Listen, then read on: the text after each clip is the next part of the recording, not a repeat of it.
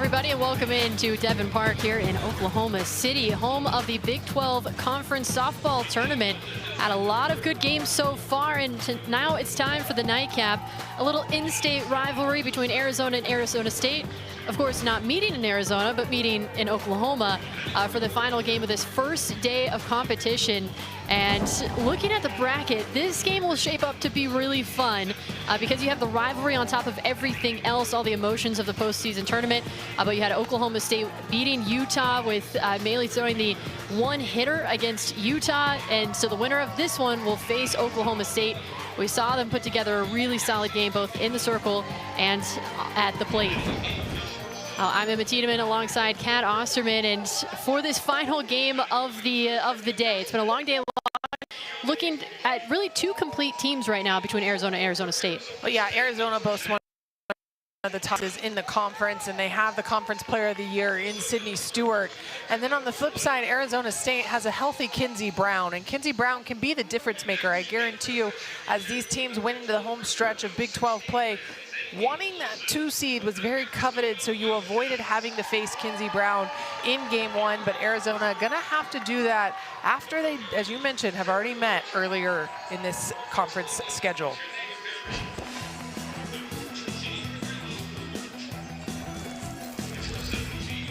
Oh, Kinsey Brown is gonna give you a good mix of pitches. She can go up in the zone, she can go down in the zone, as we saw Ruby Malin do in game 3 for Oklahoma State. At the same time, she will mix speeds, but when Kinsey Brown is on, the average amount of swing and misses increases for the opposition. The senior has really been able to do it all for the Sun Devils. And then you've got Sydney Stewart on the other side for Arizona. And you said she's doing it all for Arizona State. Sydney Stewart's doing it all for Arizona. Well, Sydney Stewart carries the load. She has been able to not only be the backstop for their pitching staff, but she possesses the power and the consistency at the plate. Known for some big home runs, but that batting average, one of the tops in the league, actually the top in the league, as she was also the batting champion. We'll have first pitch coming up after this.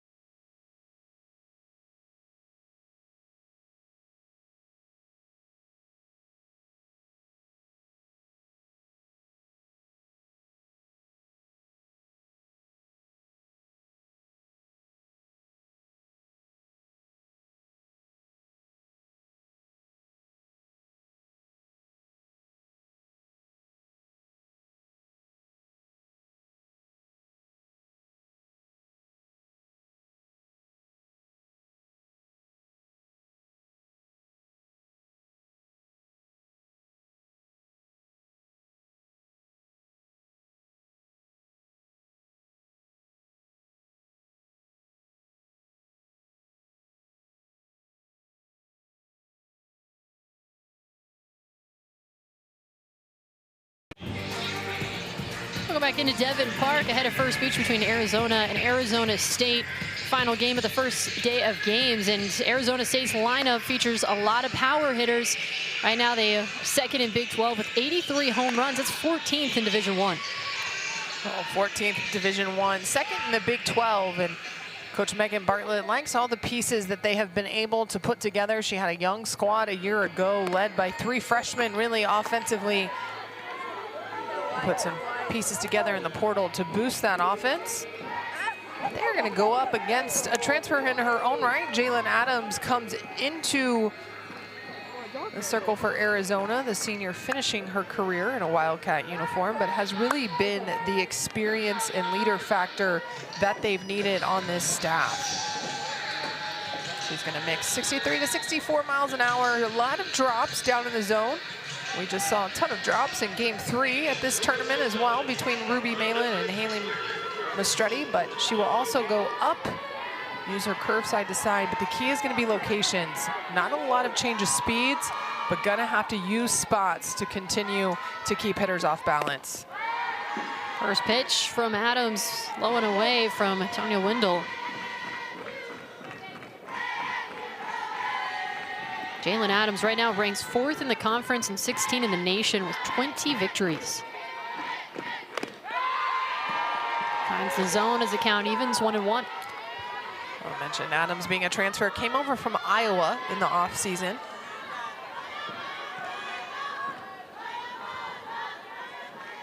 Coaching change, and she jumped in the portal. Arizona, after last year, quite a few pitchers jumped in the portal as well, so they were looking for almost a rehaul of their pitching circle, and they grabbed both Adams from Iowa and Janae Berry from Indiana to come in and complement their freshman, Riley Holder, as well as Sarah Wright, their only returning pitcher. And Adams, it's a strikeout right out of the gates. First batter she faces. Big first out. Here's Kaylee Pond. Jalen Adams using that drop ball in the inner half against Tanya Windle. Drop ball inside to hitter, so hard for them to stay down and through if you can place it in the right spot. First pitch just misses outside for ball 1. Kaylee Pond, the senior, batting .340 this year.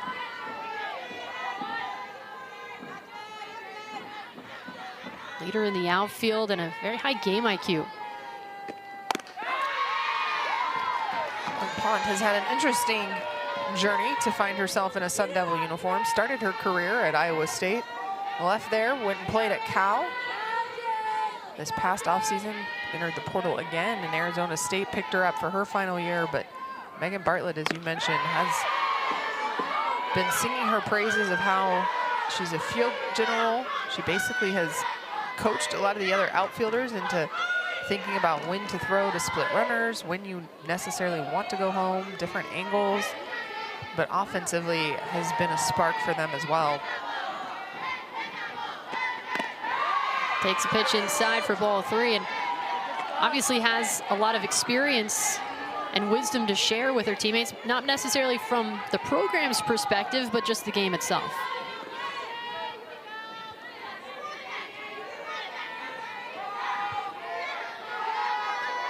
(3-1). Now back again.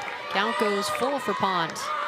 You can tell Pond is familiar with how Adams pitches. She's being very particular at the pitches she attacks. And on the flip side, Tanya Windle was out for the series against Arizona.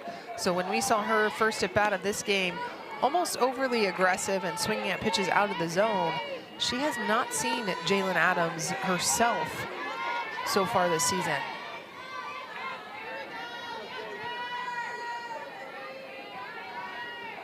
Payoff. Swing, and she hits it right side of the infield. Lucas charging over, dives to the first base bag. 3 unassisted. How about the effort on that play for Lucas? Well, Pond knew the angle of this. If she hustled down, she had a shot. And on the flip side, Lucas wasn't going to let it be a foot race. Went ahead and made the dive to reach to get the tag. Great hustle play by their first baseman. There's the defense behind Adams. Lucas obviously at first, Trace at second, Sniffen at third, and Beal at shortstop. Then Duke in left field, Shockey in center, Jenkins in right, and Stewart behind the plate. First pitch to Samantha Swan. The catcher misses a little bit low. Swan, first team all Big 12 and a unanimous selection at that. Backstop for Arizona State, having a career year at the plate.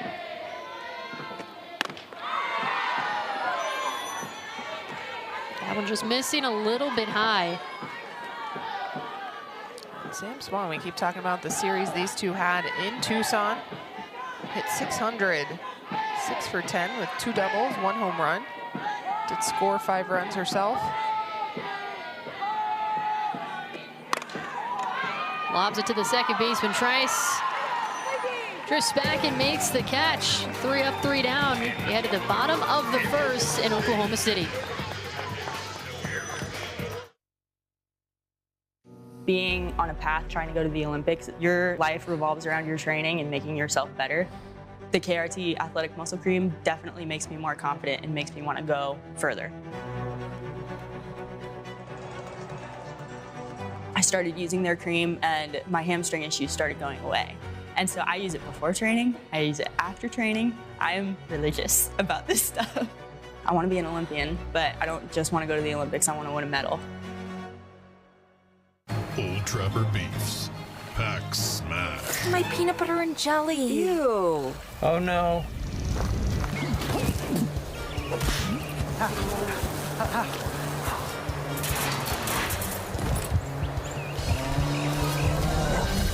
Yeah, I guess my ham and cheese didn't make it. Old Trapper. What's your beef? Now that's a great view. Yep.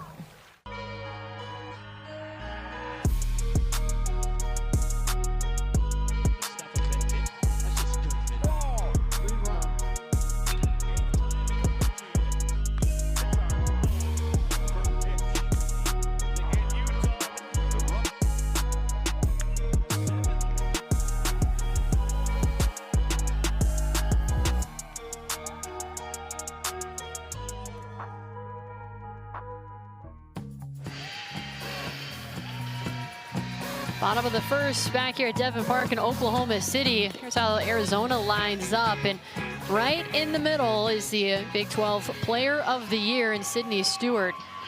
This is a high-powered offense, averaging almost 8 runs a game. 7.5, that's good enough for second in the Big 12. And they will face Kinsey Brown in the circle.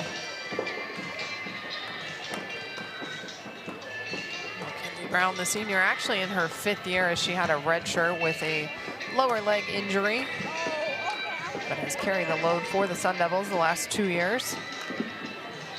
It's 129 innings, but 222 strikeouts. And that'll come from the vertical separation she gets, the rise, a drop. Her changeup is so deceptive. And she's able to make it move a couple different ways to keep hitters off balance. But couple that with upper 60 speed, sometimes 70. And they're talking about a lot of swing and misses off the arm of the right-hander.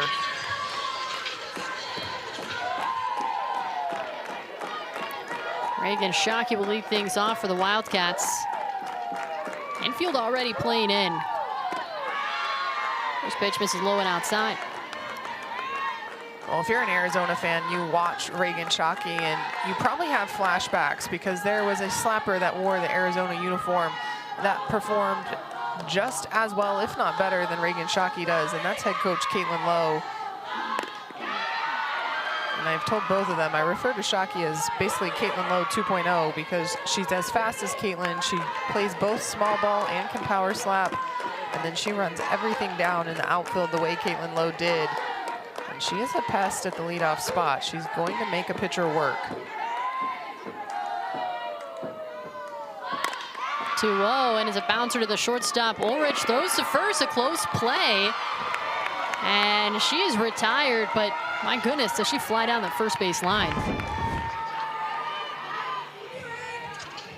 And here's the defense behind Brown. Chester at first base, Ho Ching at second, Shep at third, Ulrich the shortstop, then Avila in left field, Pond in center, Mejia in right, and Swan is catching behind the plate for Brown tonight.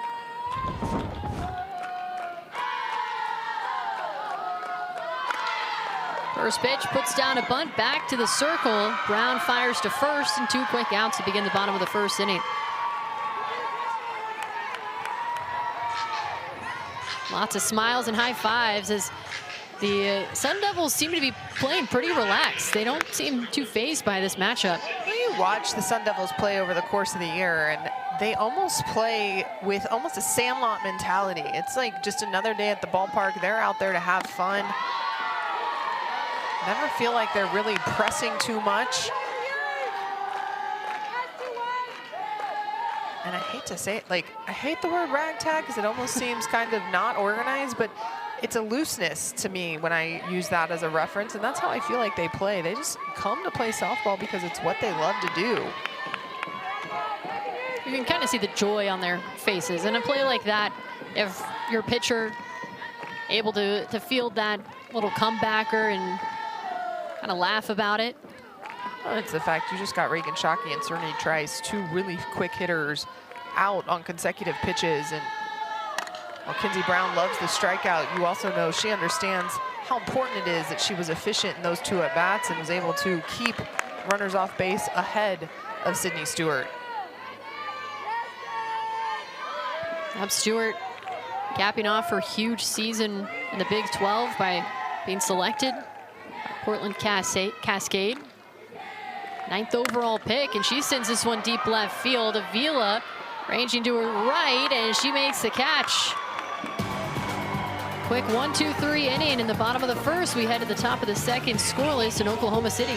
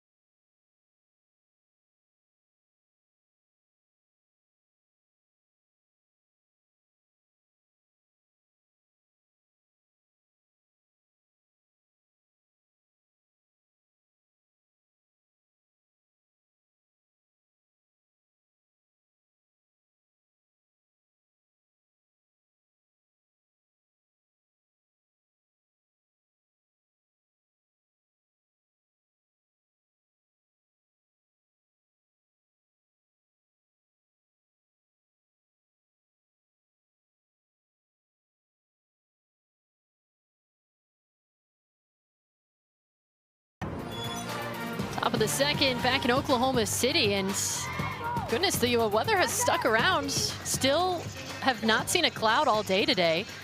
71 degrees as the sun starts to set here in Oklahoma. But you can't ask for a much better day weather-wise for the first day of the Big 12 softball tournament. And I still don't think there's a cloud in the sky. I mean, 0. The only thing in the sky is that airplane over there. No, we have some action coming into, or maybe leaving. Yeah, I don't know where that plane came from. That's Whatever. The only thing in the sky. Will Rogers Airport, I think, is what we have here. I try to remember all the names of airports. First pitch to Emily Shep from Jalen Adams. There it is. On a bird. 2 things in the air. The only thing we've seen break up our beautiful view so far today.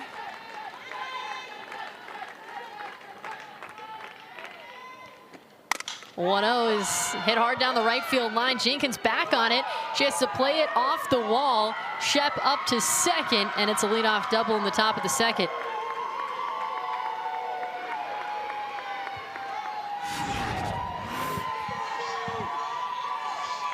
Emily Shep goes with a pitch with power, and Jenkins knew she had to drop step, but just unable to get back.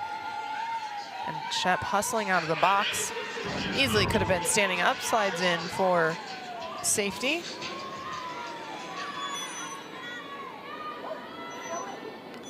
But you gotta remember, Emily Shep, she's a transfer from Arizona. So she has a little chip on her shoulder playing in this game. We already talked about it. There's a rivalry. I would like to rename it.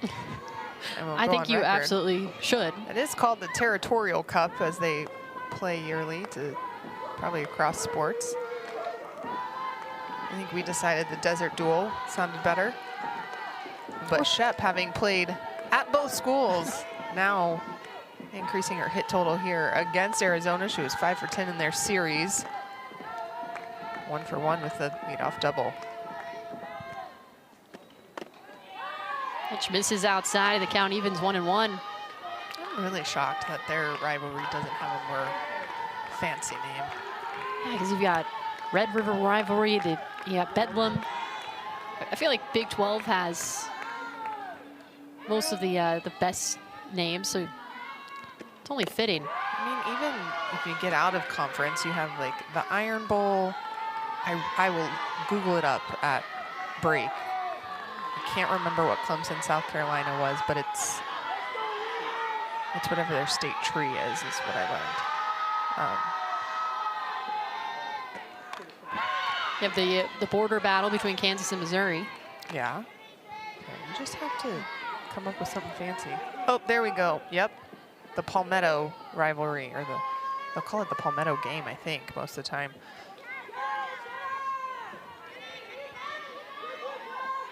I learned that one last year.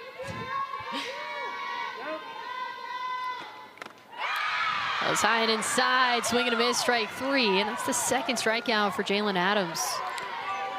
Well, Jalen Adams able to go both up in the zone and down in the zone. Katie Chester being aggressive, and she just continued to climb the ladder.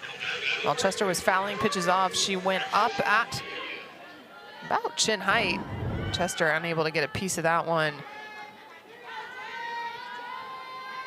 Productive first out without allowing Shep to get to third base. There's Ashley Mejia. And we've seen some really good pitching throughout today. Pitching around leadoff base runners, pitching around runners in scoring position with 2 or fewer outs. This is outside again. Well, I've seen a number of times that leadoff, whether it got on a free pass or a hit, has scored here in this tournament. So for Arizona State, this inning boding well so far, but gonna have to have quality contact here from Mejia and Avila. And Kansas earlier put on a clinic of scoring those leadoff base runners. That's really what allowed them to stay in the game. So if you can make the most of your opportunities, allows you to continue to create momentum on the offensive side. Now Adams finds the zone, moves the pitch a little bit more inside to Mejia. Yeah, Adams trying to use a backdoor curve, but hasn't really been able to locate it to these lefties on that outer corner, but then uses it going inside to Mejia. 3-1 is sent high to right field. Jenkins in on it. Long wait. She makes the catch. And now there are 2 outs, and Shep is still at second base following the leadoff double. Oh, that ball off of Mejia's bat sounded louder than it actually ended up being. I thought that was going to be a deeper fly ball. But Grace Jenkins out there in right field, not just an outfielder, that's a second catcher that they've ended up putting in right field because of how she's hitting, how Sydney Stewart's playing. So she has an arm out there in right field. You don't necessarily want to test it this early with your first opportunity of a runner in scoring position.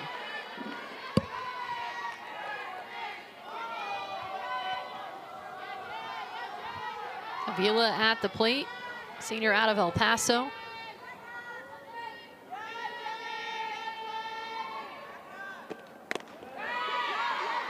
She takes that one a little bit close that time, but she takes it as goes to ball 2. Yeah, that time Adams found the corner. Got that curveball to break back across the corner, just a little bit low.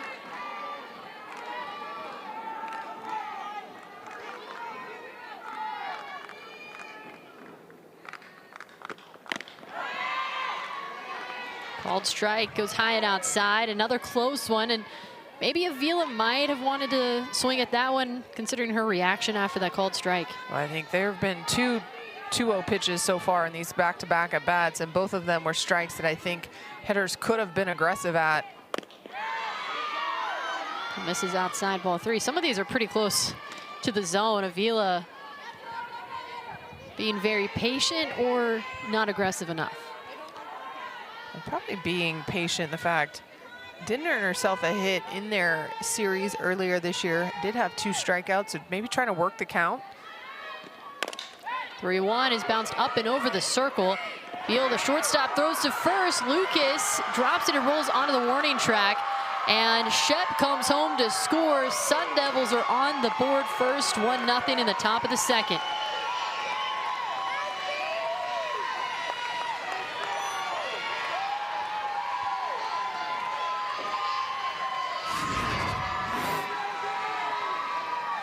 This ball a chopper, and Beal knows she has to come across quickly, and she does. She gets it, sets her feet, but that throw, actually the throw's not that bad. Lucas stretches the wrong way. You see her foot go out as that throw is to the other side of Lucas. That ball gets away and allows Arizona State the first run of the ball game. Would you have had her stretch more up the line for that? Well, I think she almost, to her left, she stretched out a little bit where she really could have gone straight at Beal, as that throw was more on her throwing side. So at Beal, and then she stretches across a little bit. I'm not saying the throw didn't go across. It wasn't exactly at Lucas's chest, but catchable for sure.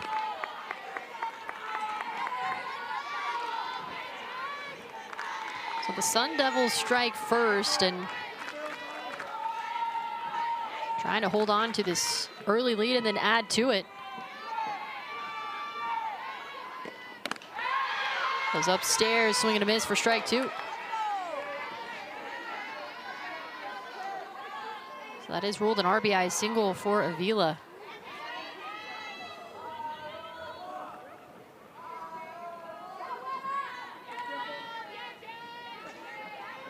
One, 2. Count evens, 2-2.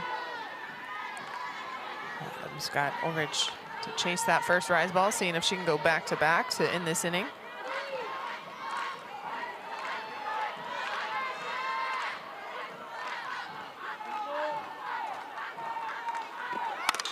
Swing and a liner the other way into left field. And it's now back-to-back singles with 2 outs for Arizona State in the top of the second. Avila moves to scoring position at second base. Ulrich at first. Oh, it's interesting. Adams continues to try to use this back door, and this time locates it over the plate. Ulrich able to drive it to left field. We saw Ashley Mejia take a really nice curveball on the inner half. I feel like Arizona not using that curveball in the inner half enough, especially against these left-handed hitters. If you don't get the barrel out against a curveball coming in, you can easily get jammed in a lot of weak contact. So big spot now for the sophomore, Tiade Hochin.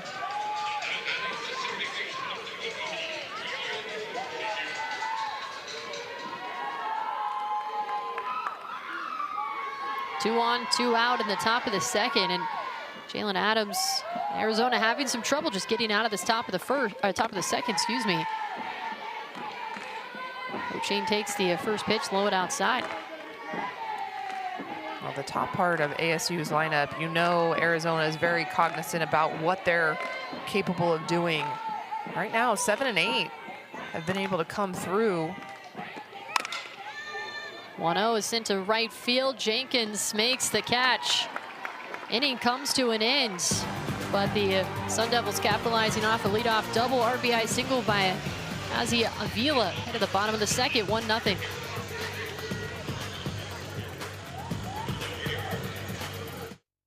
The main obstacle has been the same throughout my life, is you're not big enough, you're not fast enough, you're not strong enough. And so just kind of having that chip on my shoulder of like, all right, head first down some ice, that's the way we're gonna go. Working with KRT Athletic Muscle Cream has helped me improve every aspect of my physicality. So being able to have my muscle, my joints, and my tendons healthy, not cramp up, and be ready to achieve the extra reps, because those extra reps are what's gonna make the difference between a medal and a non-medal. Hell of a good. Seriously? No hell of a good dip? Whoa, creamy. A double dip. Where's Jill? Hell of a good.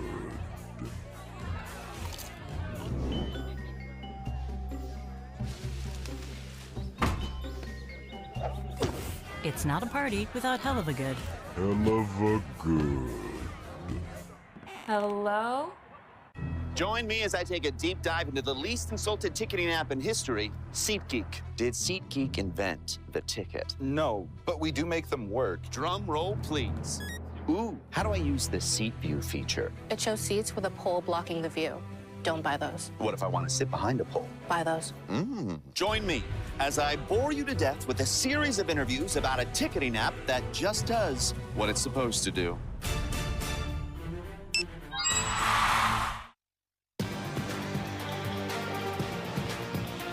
Bottom of the second, back in Oklahoma City. A beautiful night for some softball, and the Sun Devils strike first, capitalizing off a leadoff double by Emily Shep. Scores on an RBI single by Avila, and Sun Devils leading 1-0, but it's the 4, 5, 6 hitters in the lineup for Arizona looking to strike back here in the bottom of the inning.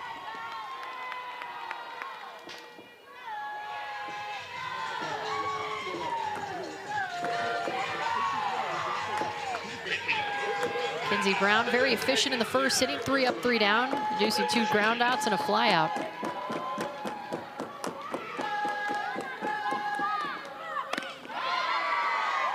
Jennings swings through that one for strike 1.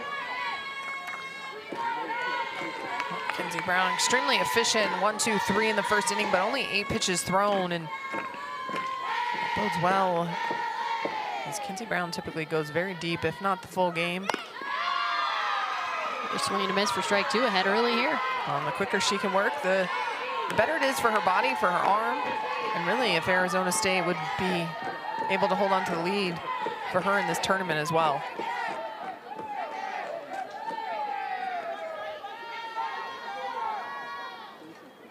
Oh, 2. This is low and outside. She got Telly Jennings swinging through that screw ball or that rise ball, just tailing out, seeing if she could get it lower in the zone.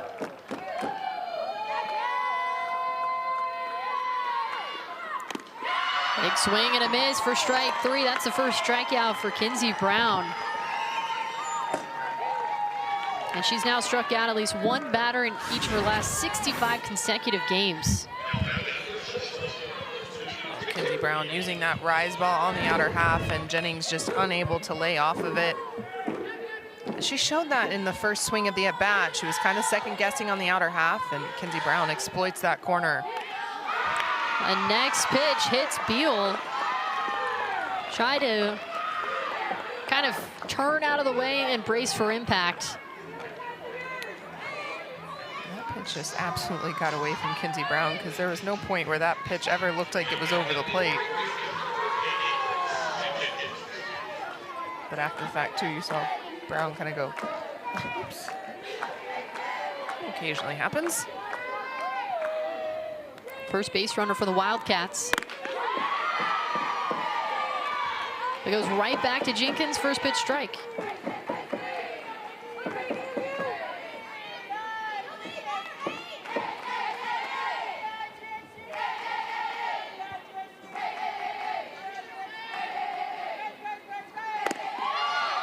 This is just off the plate as the count evens 1-1.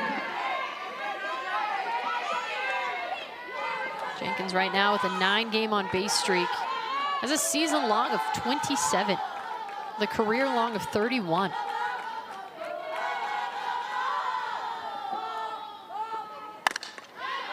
Sends it foul left side out of play. Kinsey Brown, one of the best strikeout pitchers in the country. All-American a year ago.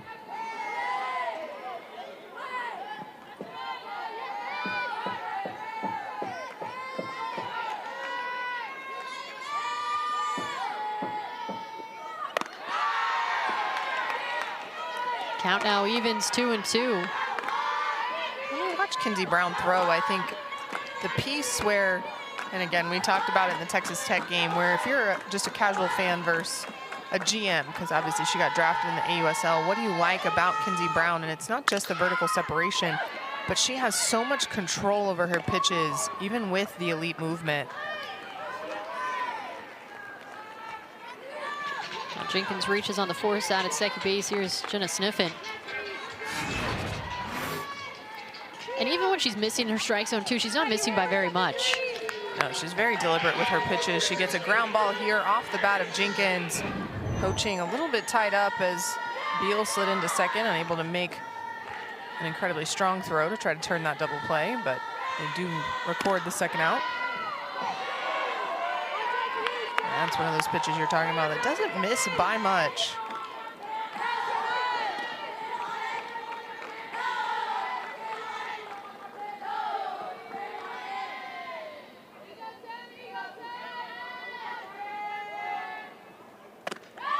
Swing and a miss. And outside, count evens 1-1. 2 outs, and the Wildcats looking to get something going against Kinsey Brown. They trail 1-0 behind Arizona State.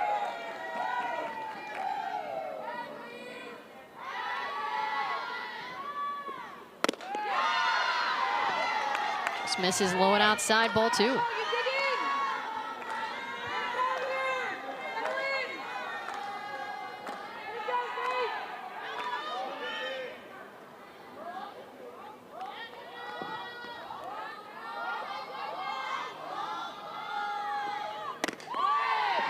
Outside, ball 3, and so Sniffen has done a good job of kind of settling into the at-bat. Has laid off more and more of those pitches. Kinsey Brown just looked like she overthrew that last one as that missed way wide.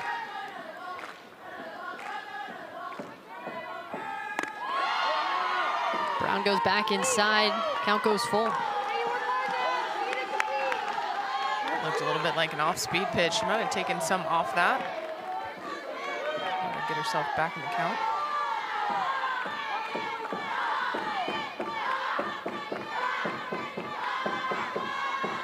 (3-2). Swing and a bouncing ball hit to Ulrich at short, and she airmails it over Chester at first base. Up to third goes Jenkins. Sniffen is safely in at first base, and Chester really had no opportunity to make any sort of catch, let alone a play over there. Just had to wait for the ball to land. The way this ball is hit, Sniffen hits a hopper, and Ulrich plays back. Knows she has to make the transfer and throw. Still had a little bit of time, but just airmails that one, as you said. Had time to set her feet and make a good throw.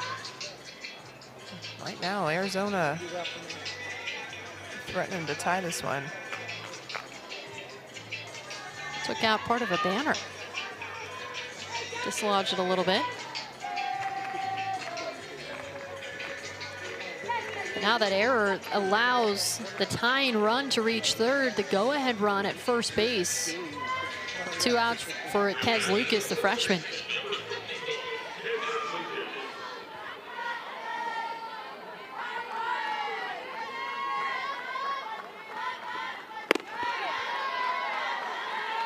First pitch slowing out of the zone. So Sniffen, who worked a good at-bat, it looked like the inning was going to come to an end. She now stands at first.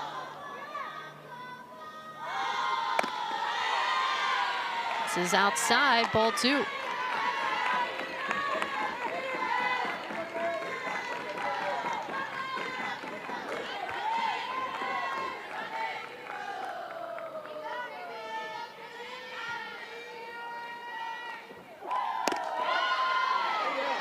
Finds his zone on that one as the count goes to 2-1.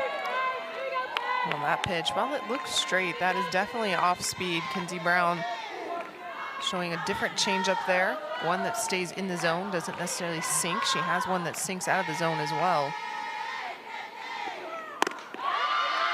Fires it inside, a called strike 2.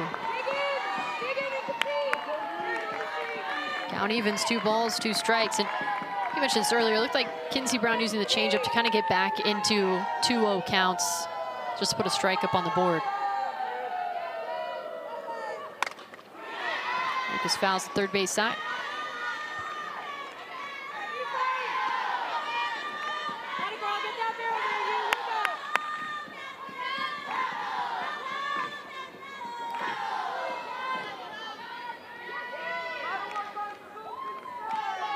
Two balls, 2 strikes, 2 outs, and 2 on in the bottom of the third. Excuse me, bottom of the second. Pitch just misses off the plate. Ball 3. Count goes full. That pitch a little low and out. Kinsey Brown reacting. Like, what did that called? But definitely off the plate.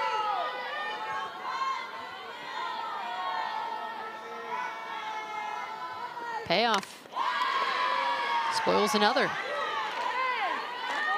Wildcats have been working some pretty long at-bats in this inning. Well, that last pitch, not sure if it was supposed to be a rise ball or a screwball. See Kinsey Brown falling off a lot of these like it's supposed to be a screwball, and a lot of times we don't see her finish that way. That pitch tailing in as opposed to up against Lucas.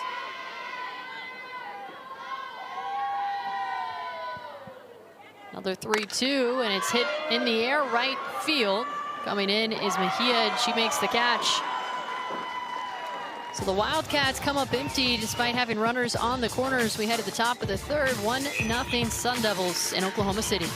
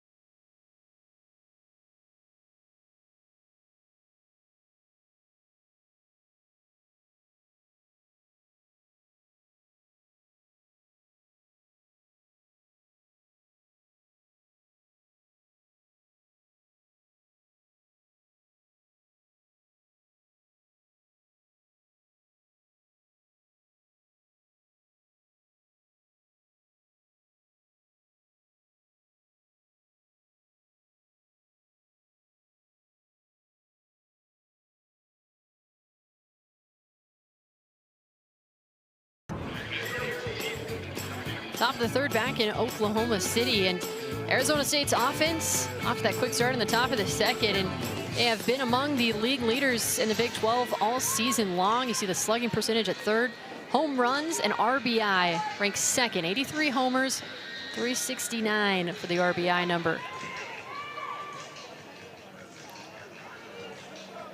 Just offensively continuing to improve, and talk about it again. It's that second year of a hitting coach being in a program and able for them to adapt.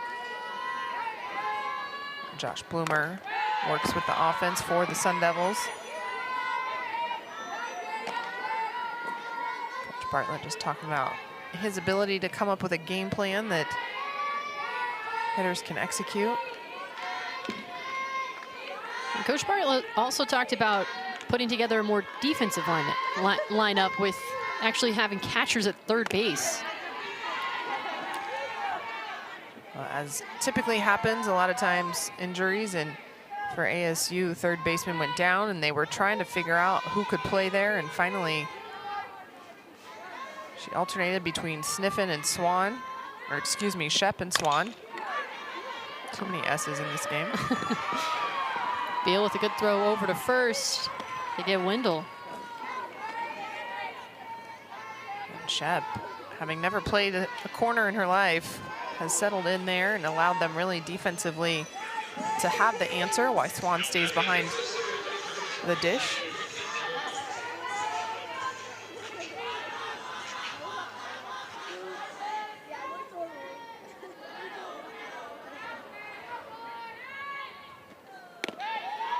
The corner's not easy to play either because there's so much more than just the defense of fielding the ball, but there's footwork that is associated with it as well.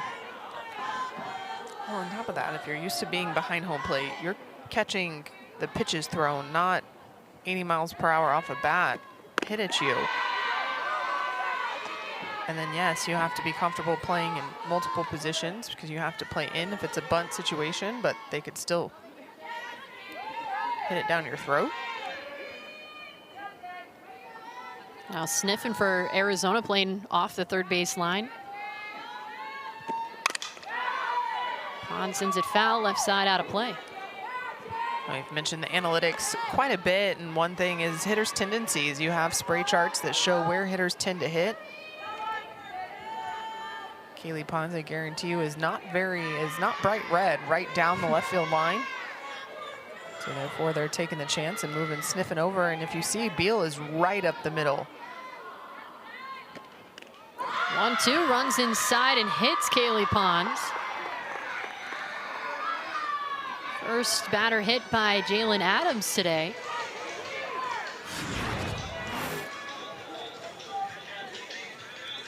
This pitch on the inner half, and that gets Kaylee Pons' back thigh.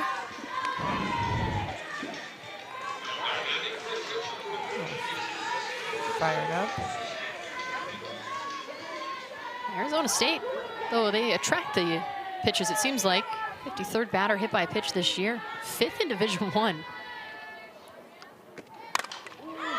Swan sends this one to left field. Duke back on it. She makes the catch. 2 down.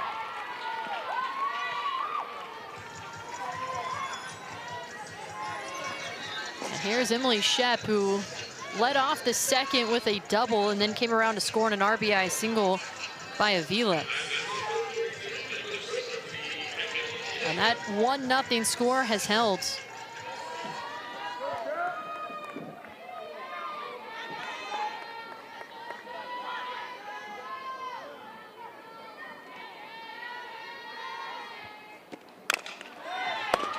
That's the first pitch foul, third base side.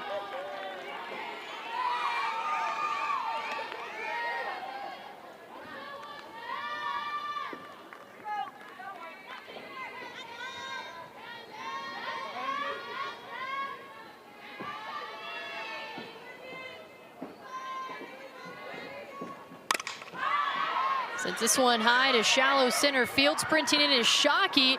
She makes the running catch to end the inning. Sun Devils strand Kaylee Pond at first base as the Sun Devils take the 1-0 lead to the bottom of the third here in Oklahoma City.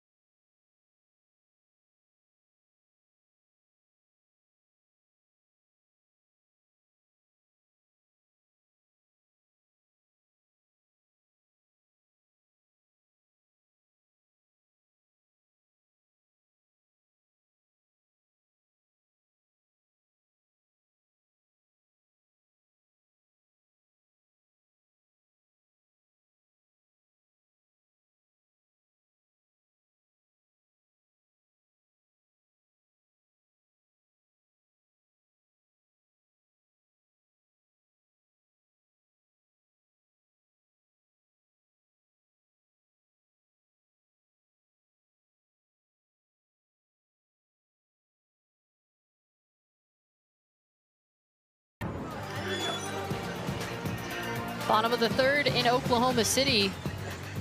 Sun Devils continue to lead 1-0 over the Wildcats. A little bit of a rivalry matchup between Arizona and Arizona State as we wrap up the first day of the Big 12 softball tournament.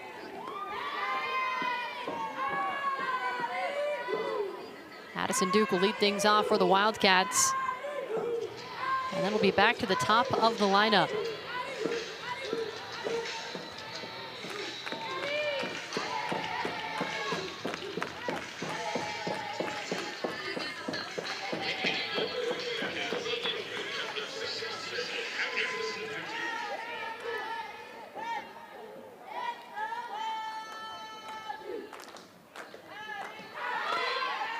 First pitch from Brown, misses outside, but Duke briefly showed bunt there and had Shep at third base charge in.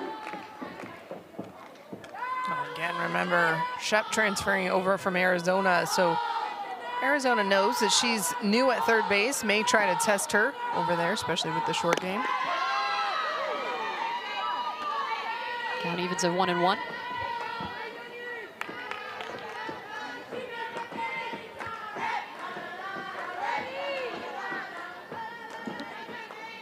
Always interesting when an athlete transfers within a rivalry.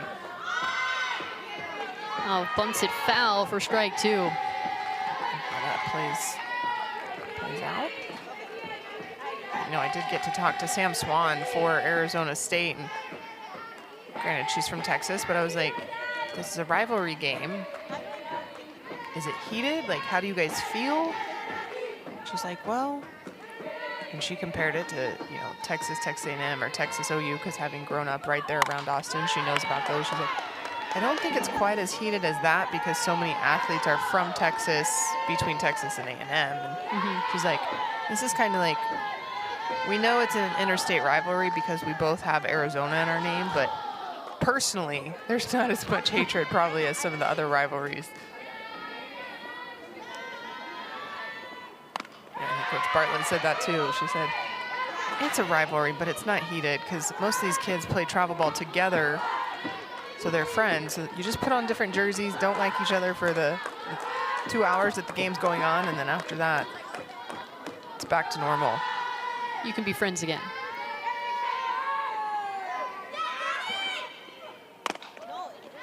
Duke sends it right back to Brown in the circle as he throw over to first for the first down the bottom of the third. Well, next time you talk to one of them, you should ask them if they even know what their rivalry name is. I guarantee you they don't. Back to the top of the lineup now with Reagan Shockey.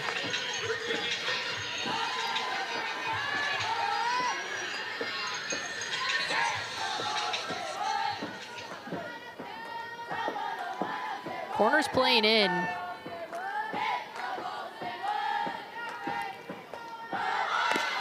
Swears Saban called strike on the outer half. And right now, Shockey leading the Big 12 with 1.41 runs scored per game.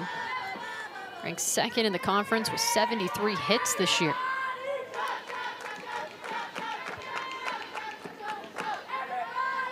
The speed Shockey possesses allows her to use so many tools. We saw her show bunt.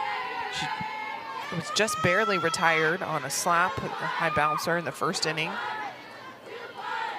You can see there, a little shuffle step, stood in to swing away. She has the ability to do that as well. Yeah, but if she can get on base, she is scoring runs. For sure, a single is like a double because you know she'll steal second, but that 440 batting average, fourth in the Big 12. Puts down a bunt down the third base side, quick throw down to first, and it's just in time. And I think Shockey wants them to look at that one. Shockey thought she was safe. Caitlin Lowe out there to ask Brian Crochet if he will initiate the review. It was close. I think it was because Field is out at first base. Arizona is challenging this call. This play is under further review. almost looked like Swan was maybe hesitating for a half second to see if the ball was going to spin into foul territory. Well, I think she was seeing the spin as well as letting it bounce high enough that she could grab it bare hand and throw. The way that played out in real time, it was a lot closer than I expected when I saw Shockey put the bunt down. I think that angle right there shows that Shockey gets her foot in right before that ball is in the glove. That was a great play by Sam Swan behind the plate. Extremely strong throw to first base. Yeah, just about as perfect as you could ask for from Swan. The ruling on the field has changed. The runner at first base is safe. Arizona will have 2 challenges remaining. So Shockey reaches, and I also like the immediacy of Shockey to the dugout, putting her hands over her ears saying, "I was safe, challenge."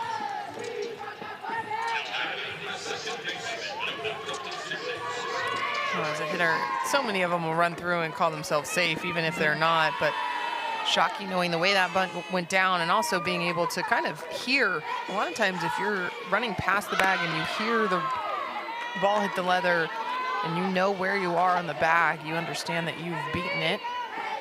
But Caitlin Lowe right there as well, and on top of it to ask for the review.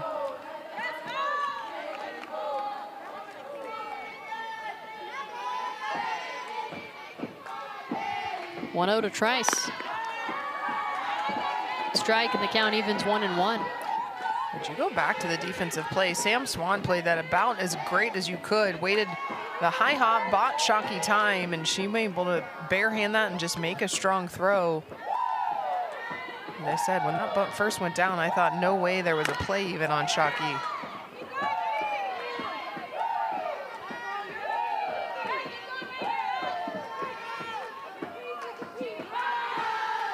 Now the key is to move the base runner, score the run. In a 1-run game, every base runner is crucial, especially to get a person on base against Kinsey Brown too.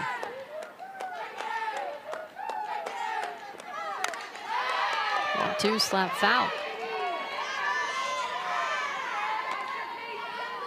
Well, Serenity Trice continuing to just work the at-bat. Hasn't really barreled anything up, but just chipping away, forcing Kinsey Brown to throw a couple extra pitches.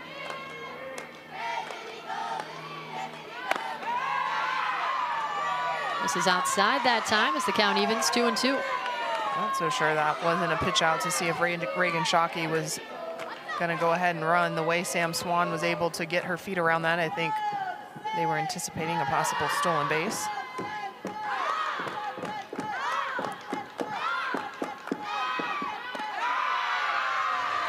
This is high again, and Swan again quickly out of the crouch, look down to first. Well, Sam Swan knows the speed of Reagan Shockey, and so making sure she doesn't hold a pitch too long.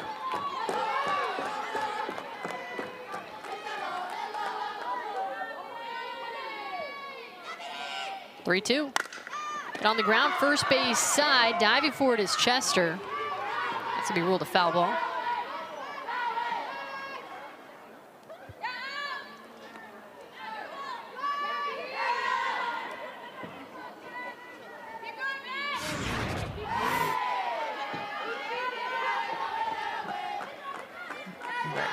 Right there on that one, but you see Chester's glove is in foul territory. That ball is definitely foul, but a great stop nonetheless by the first baseman.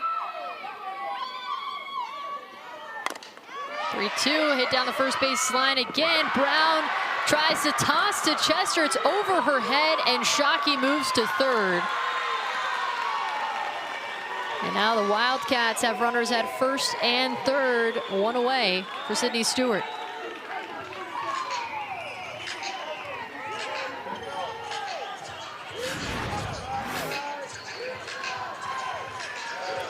Kinsey Brown jams Serenity Trice, and this is just a nice toss, but you see she goes way too high over Chester. Poaching tries to track that down as well, but unable to keep that in the infield, and Reagan Shockey just 60 feet away from tying this game for the Wildcats.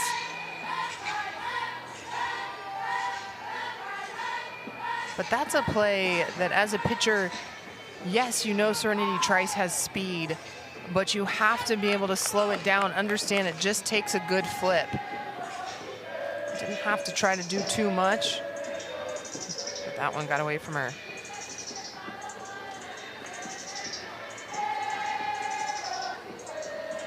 And now you've got a matchup of what will be two future teammates with Sydney Stewart and Kinsey Brown, both drafted by the Portland Cascade. And there's the list of all 3 draft picks, with Aisha Kennedy, 2nd overall pick to the Texas Volts. We saw Kennedy earlier today.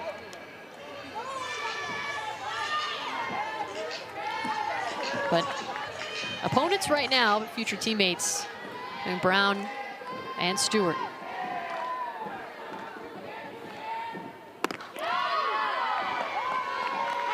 And there, Kinsey Brown understanding the power of Stewart, an off-speed first pitch. Almost a nod of respect there.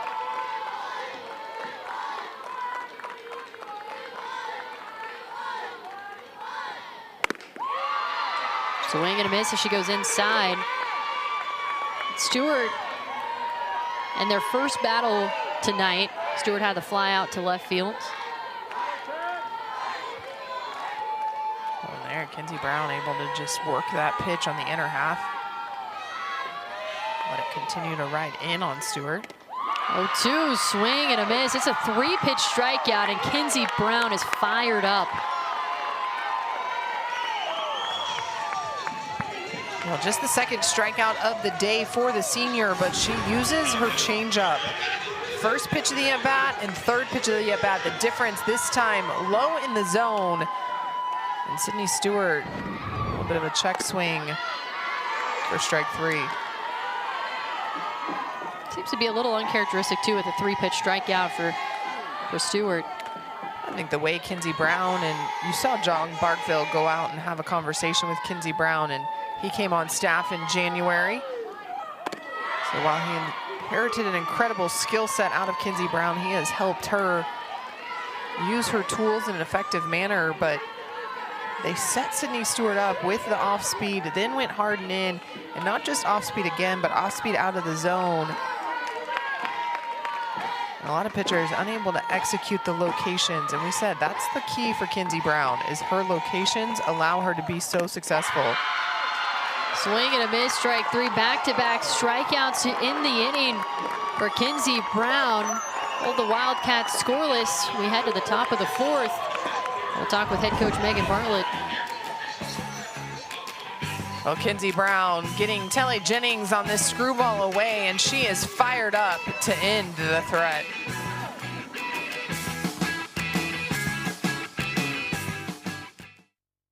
Being on a path trying to go to the Olympics, your life revolves around your training and making yourself better. The KRT Athletic Muscle Cream definitely makes me more confident and makes me want to go further. I started using their cream and my hamstring issues started going away. And so I use it before training, I use it after training. I am religious about this stuff. I want to be an Olympian, but I don't just want to go to the Olympics, I want to win a medal. Old Trapper Beefs. Pack smash. My peanut butter and jelly. Ew. Oh no.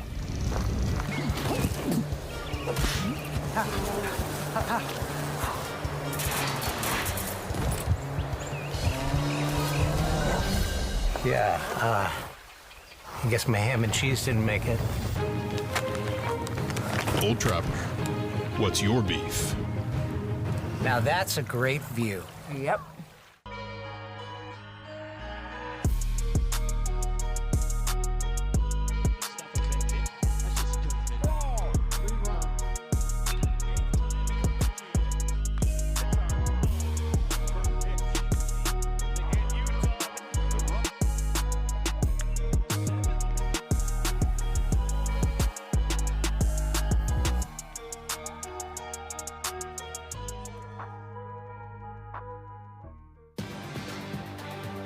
Top of the 4th inning and back in Oklahoma City, 1-0 Sun Devils. As we begin the top of the 4th, we're now joined by head coach Megan Bartlett of Arizona State. And coach, we saw a really solid 2nd inning starting with Emily Shep and some help from Avila with an RBI single. But how do you keep that offensive momentum going through these later innings? Adams is a very good pitcher, so we're just trying to pick good pitches, make her work through the zone. She's doing a good job keeping us off balance. Just got to square up balls. It's postseason, and it's going to be a tight game, a back-forth game, and you just have to keep competing. Coach, a big inning there by Kinsey Brown, obviously retiring Sydney Stewart after Reagan Shockey got in scoring position. What is it about Kinsey Brown that, not take the movement out of it, but what is it about Kinsey Brown that allows her to continuously get herself out of jams in the biggest moments? She's had to do it her whole career here. That's what happens when you build. So she is certainly prepared for postseason. We love her. She's a fighter, and we'll go as she goes. So she keeps battling. We're going to keep battling too. Sounds good. Thank you so much for joining us, Coach, and good luck the rest of the way. Thank you. And Kinsey Brown, I mean, fantastic inning and ending the inning with 2 strikeouts in the bottom of the 3rd. Obviously meant a lot to this program, and she said, the way that Kinsey Brown goes, the team goes. Well, and I think anytime you have someone in the circle like Kinsey Brown who just creates the momentum, the big strikeout, the passion, the reaction, your team obviously builds on that. And then after a while, when you see that pitcher continuing to battle and battle and battle, you want to play for them. You want to come through for them. So far, Sun Devils they lead 1-0 here in the top of the 4th. Katie Chester in on the right side. Foul ball back towards us. Count evens 1-1. Chester, one of 2 strikeout victims of Jalen Adams tonight. Sun Devils have been doing a good job being patient and putting the ball into play. It was really just that 2nd inning that they saw some runs, 1 run come across, but able to kind of rack up a few hits. Well, and other than the double from Sheb, nothing extremely hard. On a sky to left field, but Chester, or Duke rather, is there to make the catch. The RBI single off the bat of Avila, a play that Taylor Bill came across and actually almost made. And so if you make that play, this is 0-0. Jalen Adams, a senior as well, continuing to battle, and as Coach Bartlett pointed out, doing a good job of keeping them off balance. First pitch swinging, right side, diving for it as tries, throws from her knees from the outfield. What a play by the second baseman. Takes care of the second out in the top of the 4th.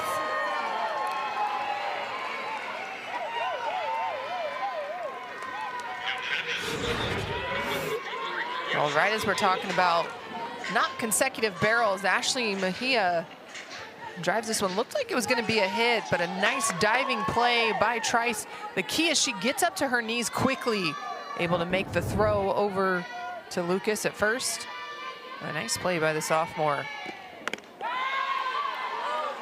First pitch to Avila is a called strike. Avila with that RBI single in the 2nd. Sun Devils put up 3 hits in that 2nd inning. They have not been able to record a hit since, however.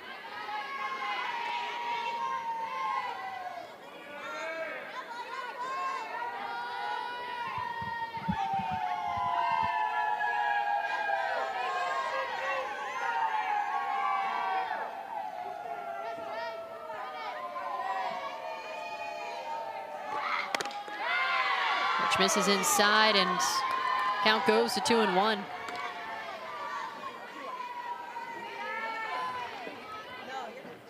Adams had her 12th win of the year after pitching a complete game shutout against Texas Tech. Then ranked at number 2. Allowed just 4 hits and had 4 strikeouts. Now Avila bounces this one down the first base side. Lucas Fields applies the tag.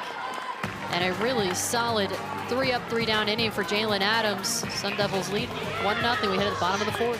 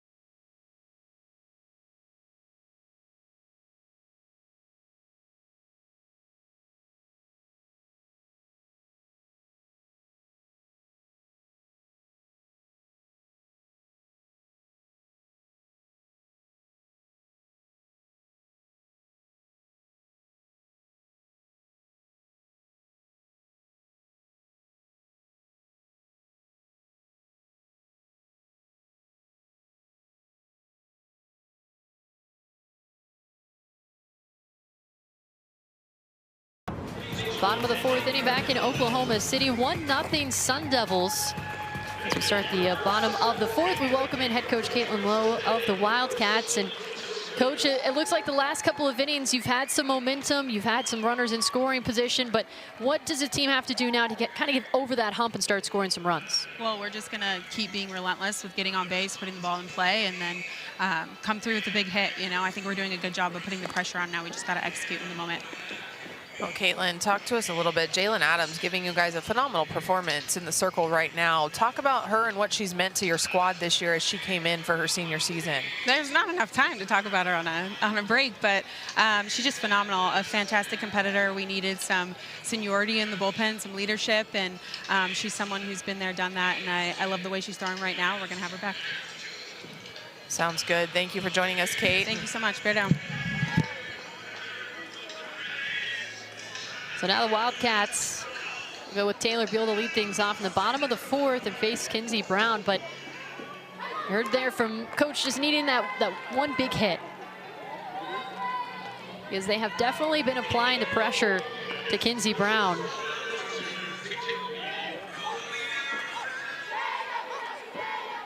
So Beal now in on the left side. Takes the first pitch from Brown, a called strike. Beal was hit by a pitch by Brown in the 2nd inning.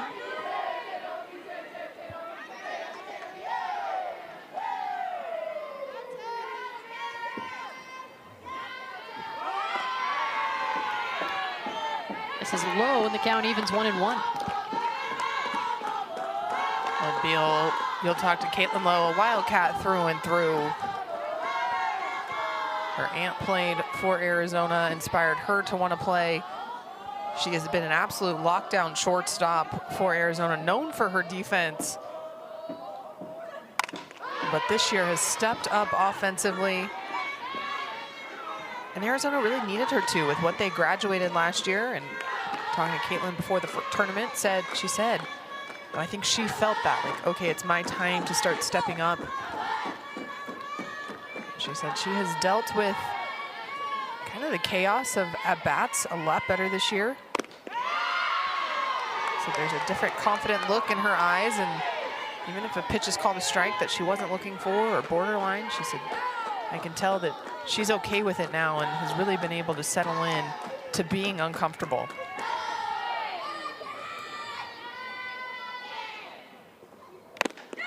Swings and misses for strike 3. Out number 1 in the bottom of the 4th inning. That's the 4th strikeout by Kinsey Brown tonight. Kinsey Brown has primarily used her upspin stuff against this Arizona Wildcat lineup, but this a drop ball in the outer half, and Beal swings over that one. I haven't seen a lot of that drop ball so far here in this ball game. First pitch to Grace Jenkins.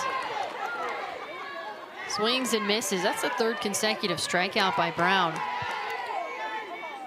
You almost feel like she's finding her groove now. I think she's finding her groove. I also think they were being very careful, having seen Arizona State so many times. This now her 11th inning against them this season. So John Barkfield probably mixing the pitching pattern up a little bit. But if he brings that drop ball out now after they've seen a heavy dose of rise balls, could bode well for Kinsey Brown. Called strike on the outside part of the plate, and now she's ahead in the count again.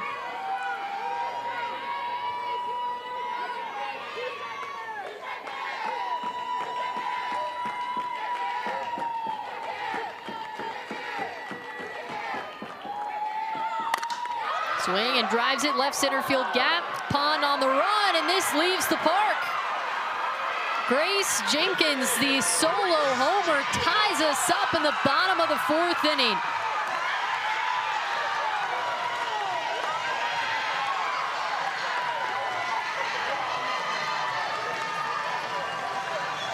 And there's the big hit that Coach Lowe was talking about. She said just being relentless in Grace Jenkins. This pitch on the outer half and up. But in a 1-2 count, not out of the barrel path enough, and Grace Jenkins ties this ball game. When Grace Jenkins entered the portal, Caitlin Lowe said they talked about it. They didn't really need a catcher with Sydney Stewart coming back, but at the same time didn't really have someone to back up Stewart behind the plate. They got her on campus. She fit right in and forced her to start learning outfield because it meant she was going to be in the lineup every day. And she said, I'll do whatever it takes. But able to settle in offensively as well and continue her hot hitting that she was known for.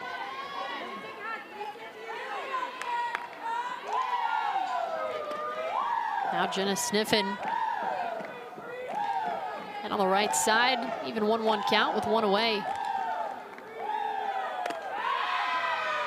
This is high and outside.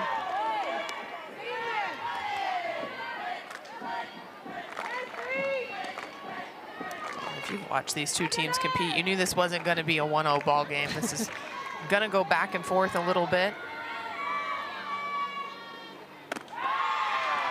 2-1 misses outside.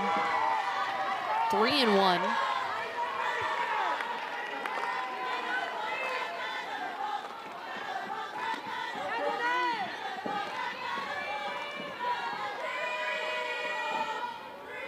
Base is empty, one out. 3-1 is hit high into left center field. Shallow, Avila coming in, and she makes the catch as Pond dives behind her. 2 away.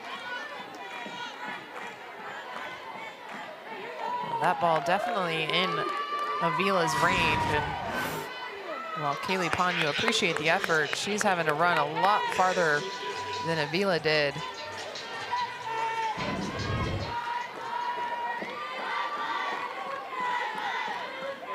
Here's Kez Lucas.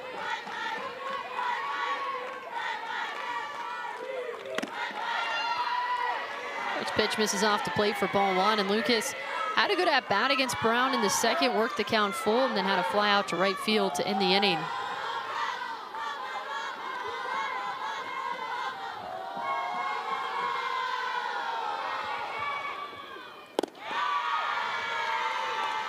Drops in a little bit too low that time for ball two.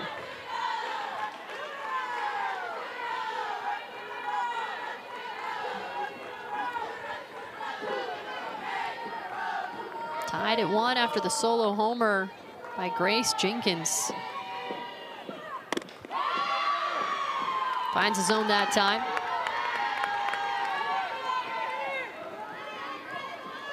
And so far it seems for Kinsey Brown, she isn't too phased by that home run.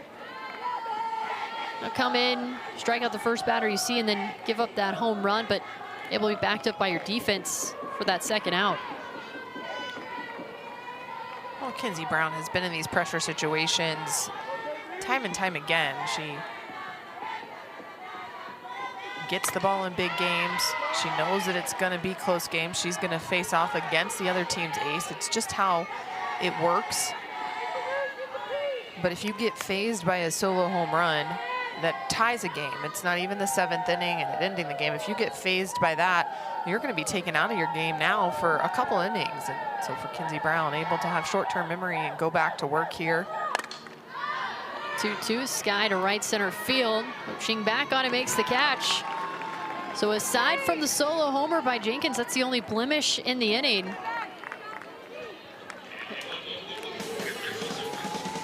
Jenkins sending it over the wall in center field. Tied at 1, we head to the top of the 5th in Oklahoma City.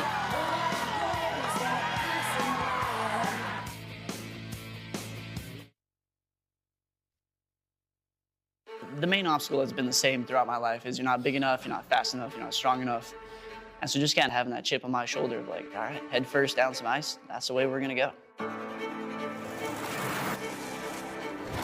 Working with KRT Athletic Muscle Cream has helped me improve every aspect of my physicality. So being able to have my muscle, my joints, and my tendons healthy, not cramp up, and be ready to achieve the extra reps, because those extra reps are what's going to make the difference between a medal and a non-medal.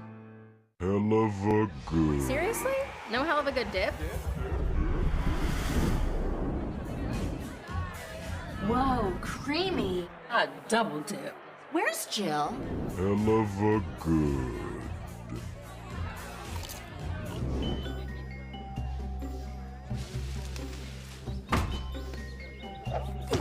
It's not a party without hell of a good. Hell of a good. Hello? Join me as I take a deep dive into the least insulted ticketing app in history, SeatGeek. Did SeatGeek invent the ticket? No, but we do make them work. Drum roll, please.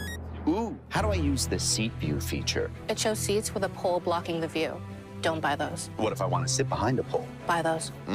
Join me as I bore you to death with a series of interviews about a ticketing app that just does what it's supposed to do.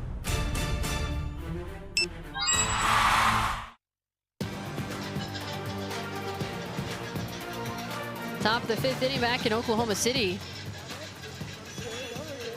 Almost snack time, I guess. Looks like she has some dessert down there. Should ask her what she got and where she got it. Yep. Send us there after this one.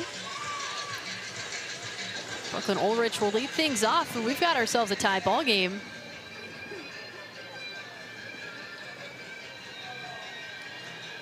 And the Sun Devils have not recorded a hit since Ulrich's last at bat in the 2nd inning. Jalen Adams has really been locked in. She has allowed one runner. It was Kaylee Pond with a hit by pitch back in the 3rd. But aside from that, she has been solid. She's been very solid, and the defense has been able to play behind her. The impact of Adams just almost overlooked simply because it's not a dominant arm that's putting up a lot of strikeout numbers or have high whiff rates. But she's able to do the job, locate the ball well, trust her spin, and as we mentioned, the defense just has been able to play behind her. Swing and a miss for strike 2, and the defense right now leads the nation in double plays. 41 double plays through 13 weeks of the season. Oh, that's it. A testament to coaching. Coach Lauren Lappin is in charge of the defense. She was a middle infielder and a catcher herself. So continuously working with the infield on transitions.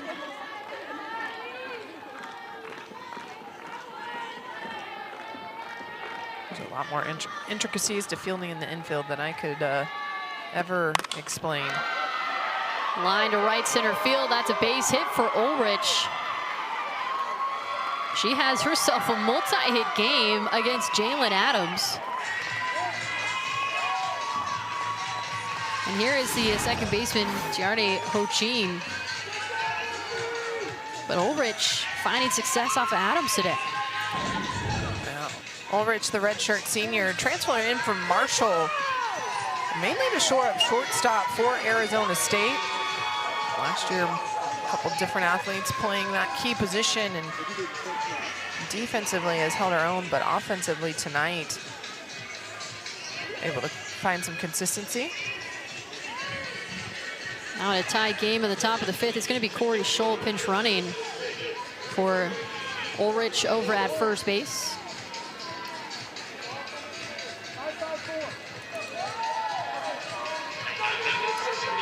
Tied at 1 and nobody out. So crucial for Arizona State now with this leadoff base runner.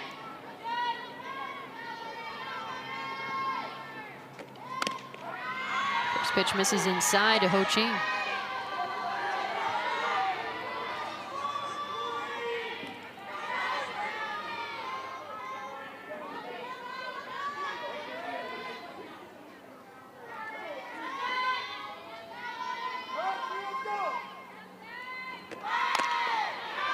Pitch misses, and Stewart looked to stand, kind of fakes a throw down to first. Tried to read the defense.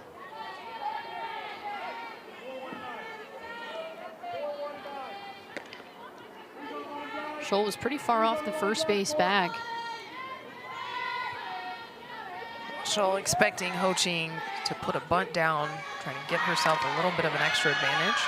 Puts one down here, throws to second, is in time. They get the lead base runner of Scholl. There's that Arizona defense. Well, that's the Arizona defense being aggressive, but I think if Scholl slides in, she's safe because she has to slow up to go in standing.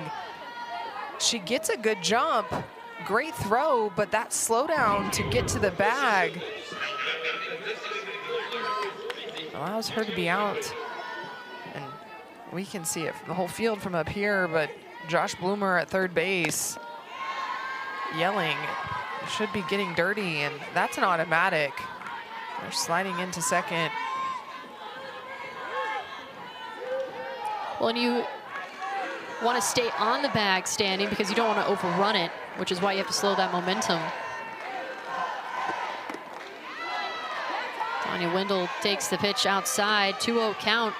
Leadoff batter in the lineup tonight for 2 with a strikeout and a ground out.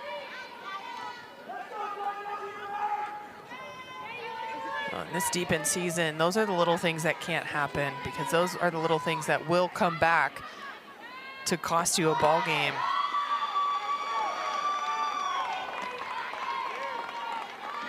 If Scholl slides and she's safe, that's runners at first and second, no outs. In that case, Wendell might be bunting, and then you have Pond and Swan coming up who can both hit a deep sac fly or base hit. Finds the zone on the 3-0 count.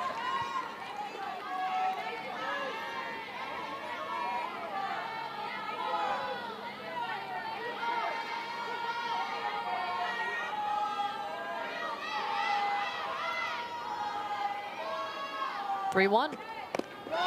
Misses outside, ball 4.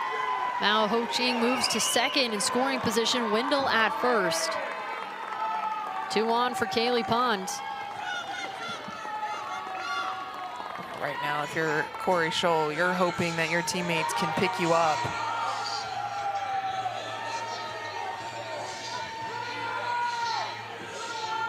Now timeout is called ahead of Pond.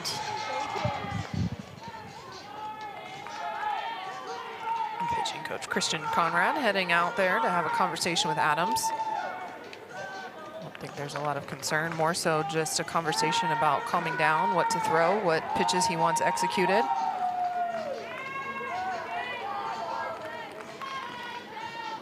Conrad has learned under some of the best. He was a manager at Oregon for his undergrad, then went to Florida State for a year with Lonnie Alameda before being the pitching coach at LMU, which eventually led him to Arizona under Caitlin Lowe.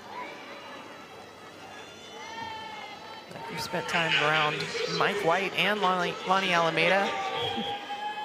Learned a thing or two about pitching.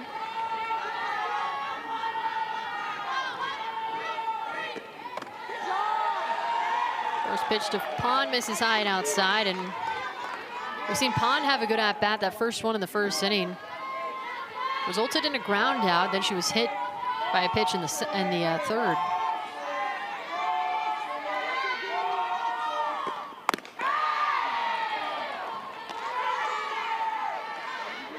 The Sun Devils threatening with runners at first and second.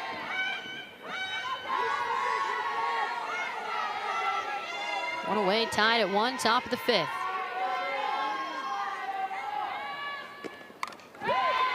Fouls it back. Now Pond down in the count, 1-2. Pond just missed that pitch. Outer half, just under it.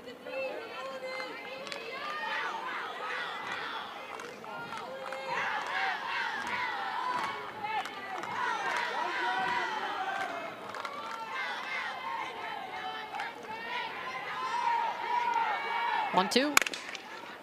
Puts it down the third base line, but foul, and she will see another pitch from Jalen Adams. The hand-eye coordination there for Pond to just waste that pitch. Didn't have legs under her, but able to flail the barrel just to foul it off because it was a little too close for Comfort to take.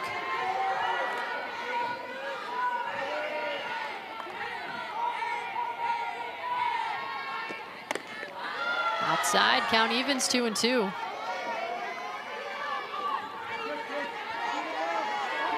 Two on and one away, top of the fifth. Runners still at first and second.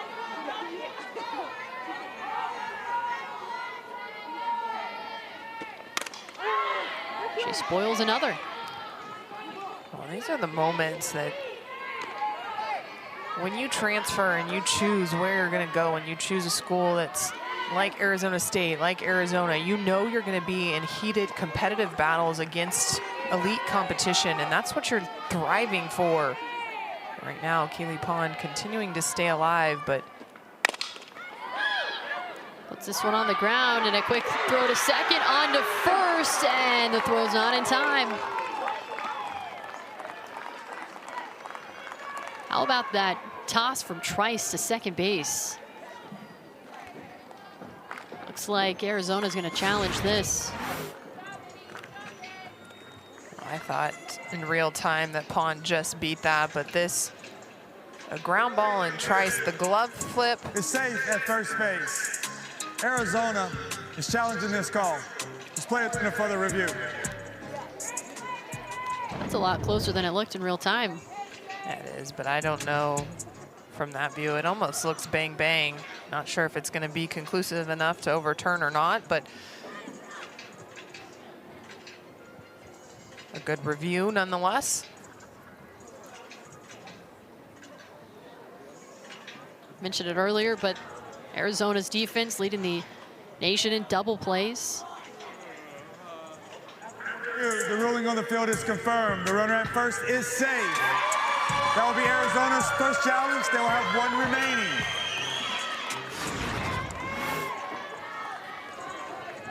Here you see us run through. Pond's foot hits right there in the glove. Ball not quite secured in the glove of Lucas. It's about as close as you can get to that bang bang slash tie.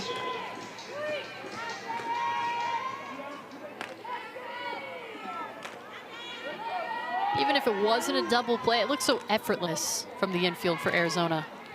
So smooth. Well, Arizona historically has always had solid infields, and you go back to, I say back to the days, it wasn't too long ago, but Mike Candrea is one of the best, if not the best coach ever. Had the fortune to play with him with the national team, but he will drill infield over and over. This one is lobbed back to Adams, little over-the-shoulder action. She makes the catch and makes a defensive statement of her own. Sun Devils strand two runners, but what a play by Jalen Adams. Fields her position, and we head to the bottom of the fifth, still tied at 1.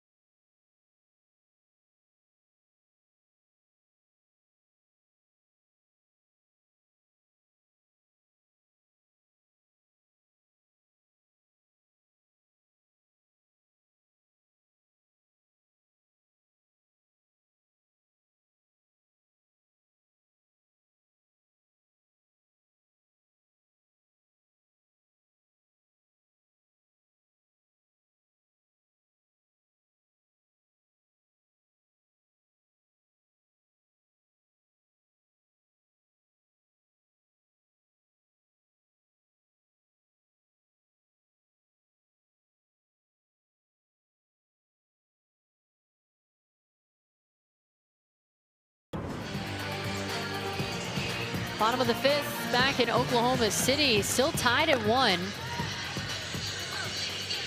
Fans sticking around for this nightcap. Some good rivalry action between Arizona and Arizona State.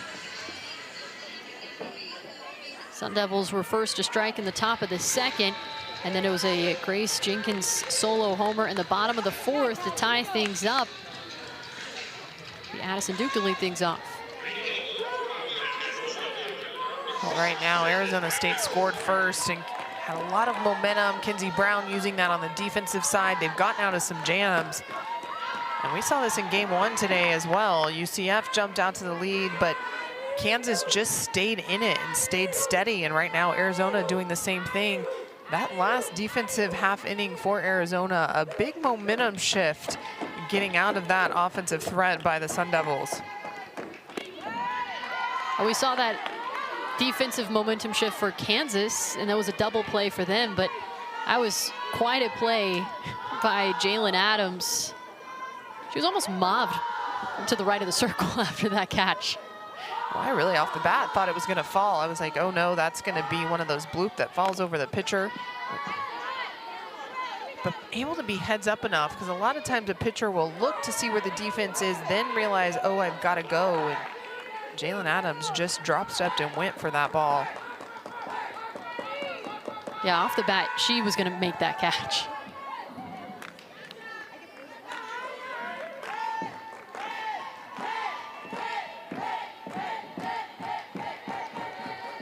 There's the 1-2 from Brown. And Duke gets another piece of it and fouls it straight back. But Brown has been so good in the circle tonight. And that one run was just a solo homer in the 4th. She's able to pitch around some traffic behind her. Duke fouls off another.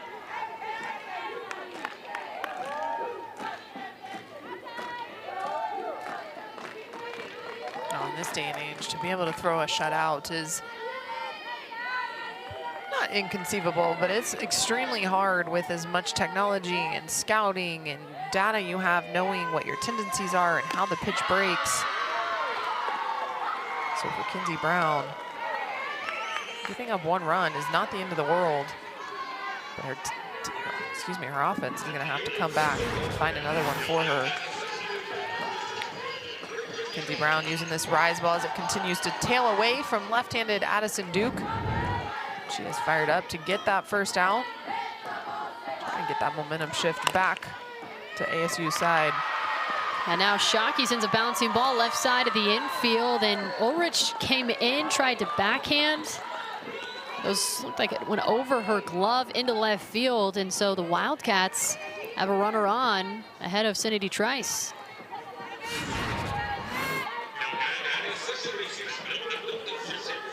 Reagan Shockey gets 2 hops on this, and that second hop buys her time, and Ulrich knows the only way to get Shockey on a ball like that is a backhand and a quick transfer.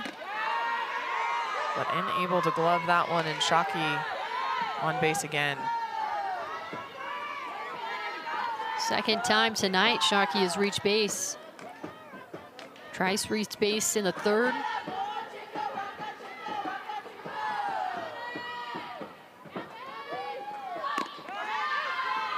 Brown fires in the strike and is now ahead in the count 0-2.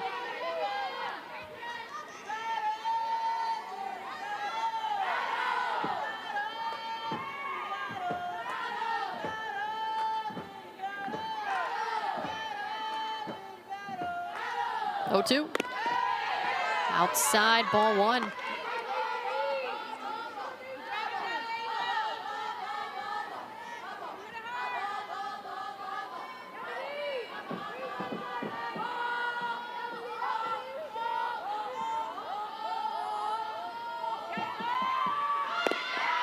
Pitch misses low again for ball 3, and Trice is no stranger to the base pass. She's second on the team with 20 multi-hit games and has had 17 multiple run games as well.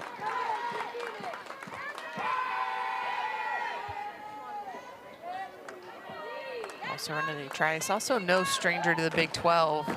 Well, she transferred into Arizona. She played at Iowa State last year, so competition facing in conference, very familiar for her. Count goes full.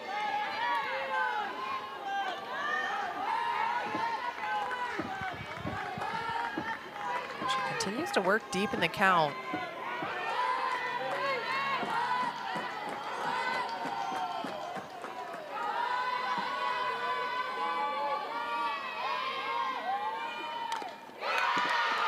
She fouls off another. Goes over the top of that one, it looked like. And you can tell she's not trying to power slap, so she's trying to get, similar to Reagan Shockey, get on top and see if she can bounce it, allow both of them to be safe. But more so, not hit something too hard at the middle infielders to where Shockey is retired as the lead runner. Especially with their speed as the lead runner as well. Another 3-2. Swings and misses this time. They throw down to first, but Shockey is back standing. Strikeout number 6 for Kinsey Brown. Well, tries fouling off, and Kinsey Brown slows this one down. That's the off-speed pitch that stays low in the zone. And Trice unable to get a piece of that one.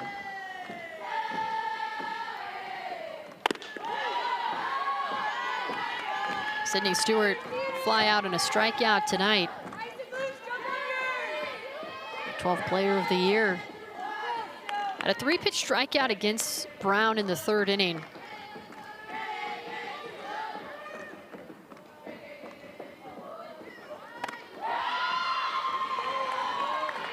That one inside again, but that time a called strike.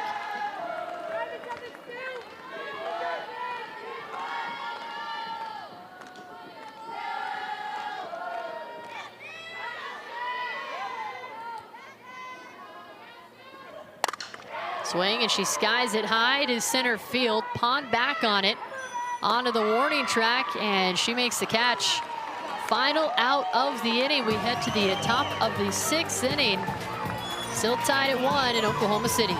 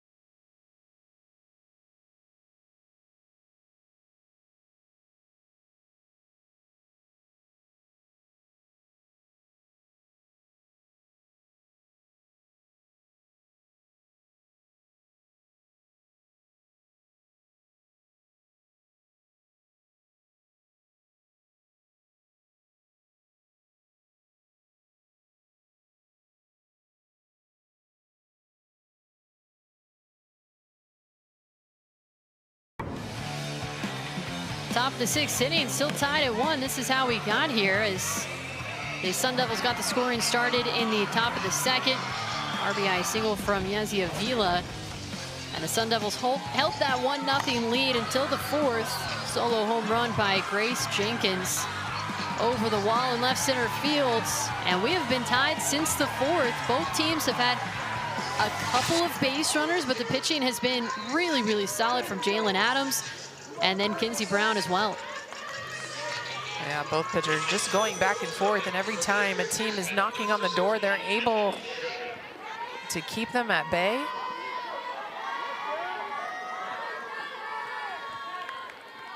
Emily Shep leads things off. This pitch misses low and outside, and Shep started that momentum for the Sun Devils in the top of the 2nd with a leadoff double, and then she scored on the RBI single by Avila.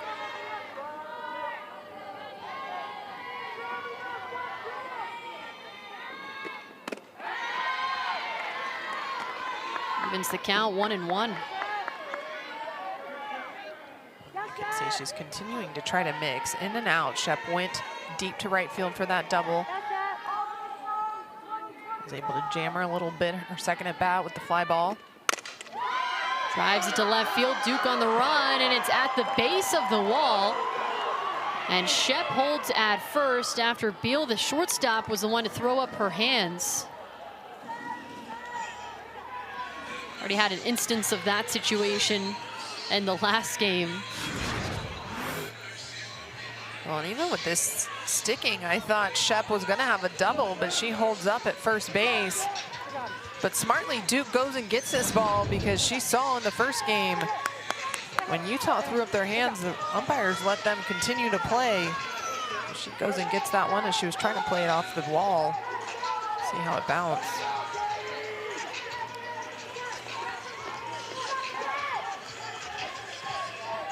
Now Stewart out talking with her pitcher.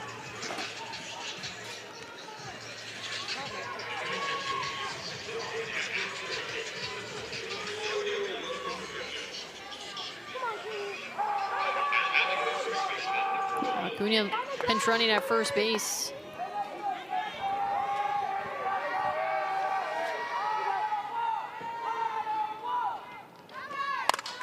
First pitch swinging by Chester is skied into center field. Shockey under it. Makes the catch. First down the top of the 6th inning.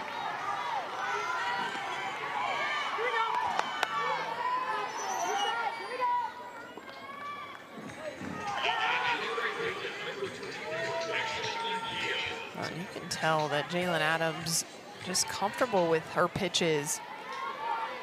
Gives up the hard hit single, able to go right back at Chester, get the easy fly ball. And even the consecutive hits ASU got in the 2nd inning, they weren't hard hit balls.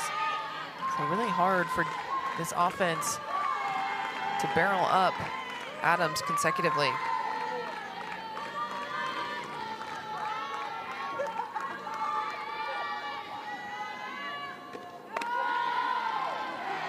This is high, count goes to 2-0.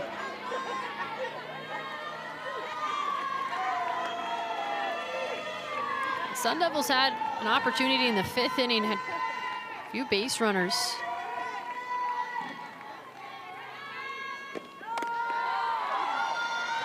Now a 3-0 count for Mejia.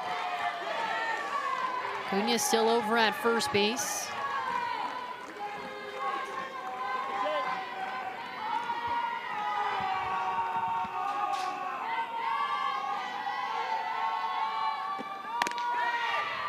Called strike in at the knees.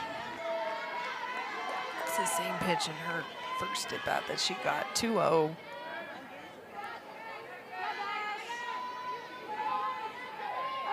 She's gotten behind 3-0 on outside. You can almost be ready for that inside pitch. Oh, misses inside, ball 4. Acuna to second, Mejia to first.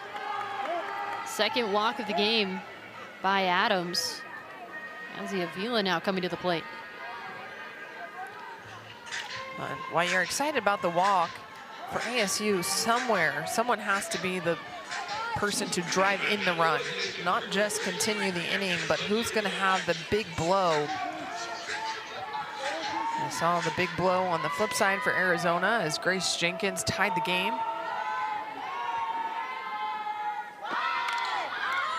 Tries to put down a bunt third base side, but rolls into foul territory.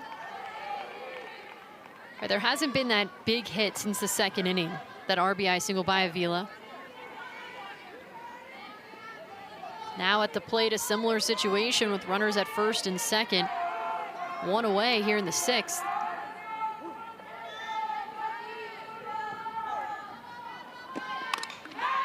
Fouls another one off, and Adams ahead early, 0-2.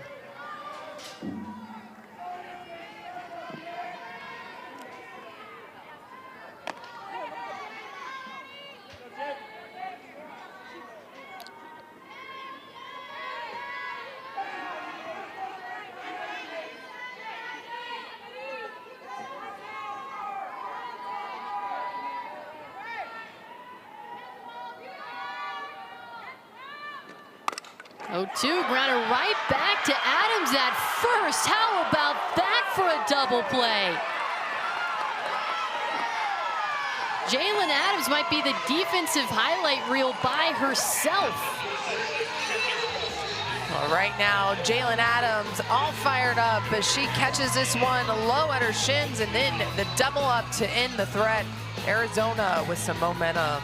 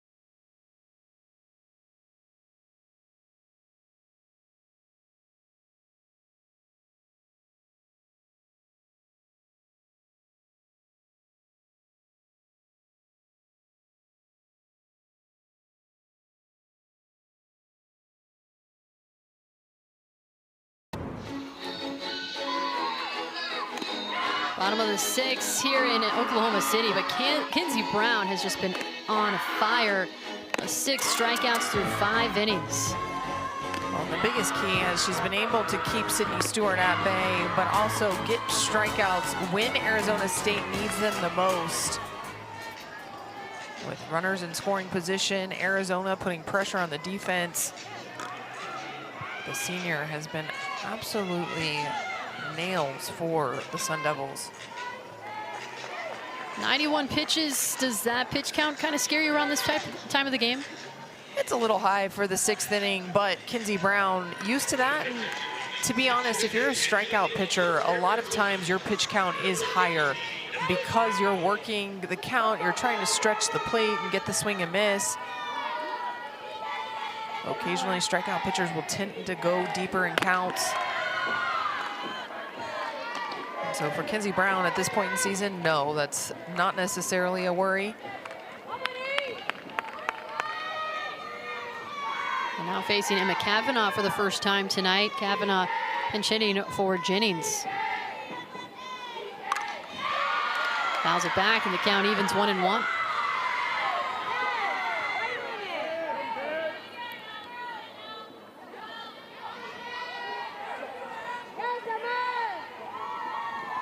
Kavanaugh, the sophomore,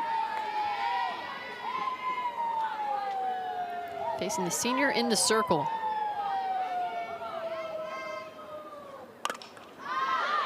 Fouls it off again into the seats this time for strike 2.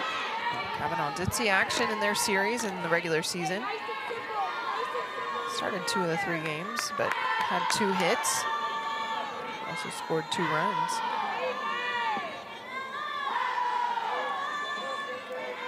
Pinch hitting for Jennings, who was 0 for 2 with a pair of strikeouts against Brown tonight. Hits it softly on the ground, back to the circle. Brown fields and throws to first, 1 away.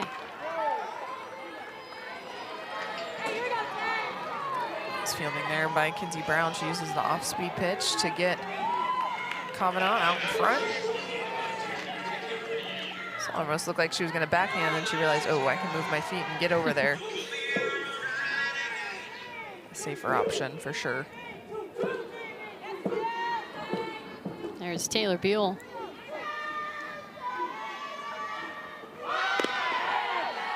Shows bunt, pulls back as the corners come in. Beal hit by a pitch back in the 2nd, and then she struck out against Brown in the 4th.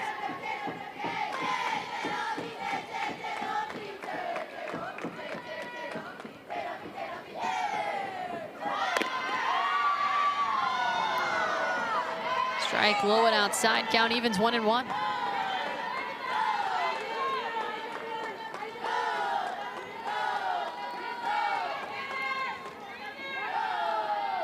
Corner's still playing in with a 1-1 count. Sends it high down the left field line, tracking towards foul territory, but Ulrich tracks it down, makes the catch, and 2 away.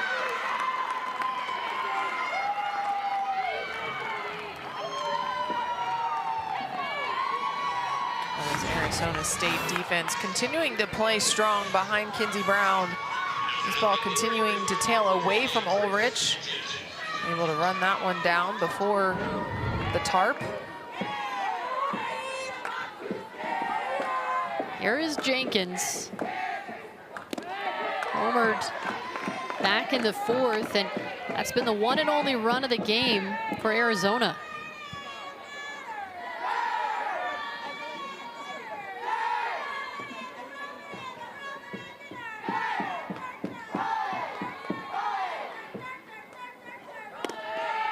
This is low and outside, ball 2. Now Brown at the 100 pitch mark here in this game.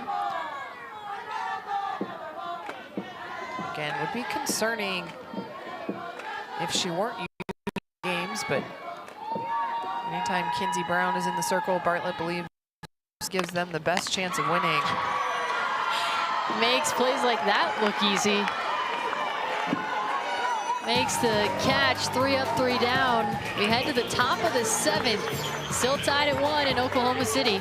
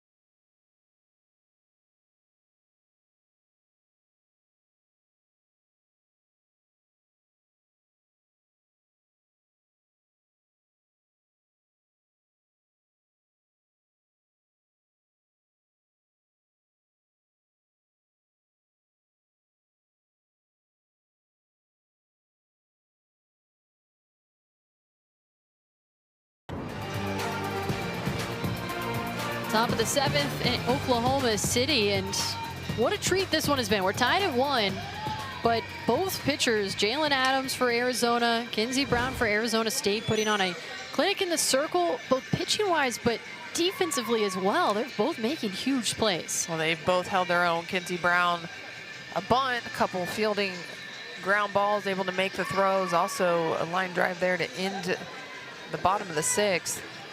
But Jalen Adams, a double play to in the top of the 6th. Drop step catch to end a threat 2.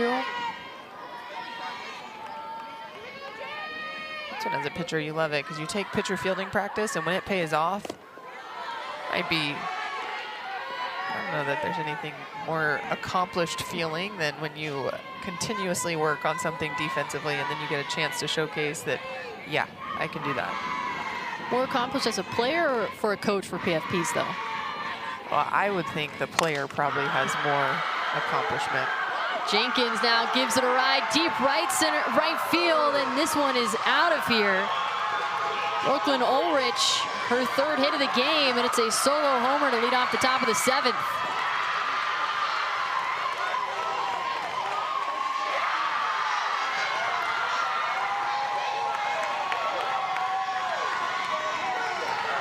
Well, 7 7 and 8 have been so important in this game for Arizona State. Yazzie Avila, the first RBI in this pitch, just piped, and Brooklyn Ulrich absolutely gives it a ride. There was no doubt that was getting out of the park.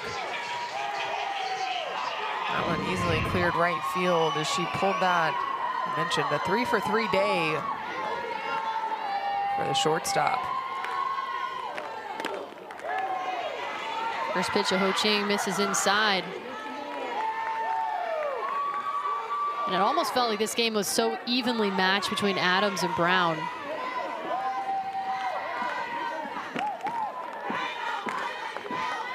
Sun Devils take the lead back. They were first to score in the top of the second before the Wildcats tied it in the bottom of the fourth with their own solo home run by Grace Jenkins. And that time Jenkins watching Ulrich's ball leave the ballpark. Well, we haven't seen Jalen Adams miss too many pitches over the plate. That one to Ulrich, one of the first ones that was left probably too much on the white and height-wise right in the swing path of her barrel.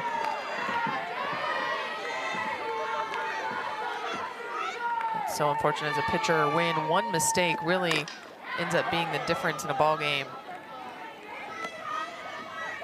Sun Devils still celebrating in the dugout, and it seemed like both teams were on the cusp of having that big hit. Trying to take whatever momentum into the bottom of the seventh.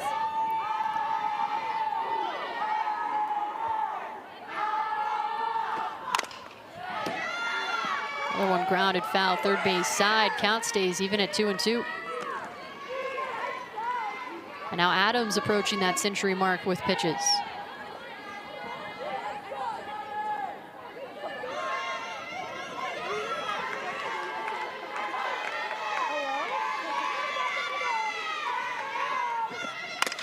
Two hit on the ground, back to Adams. She knocks it down, picks it up, throws to first.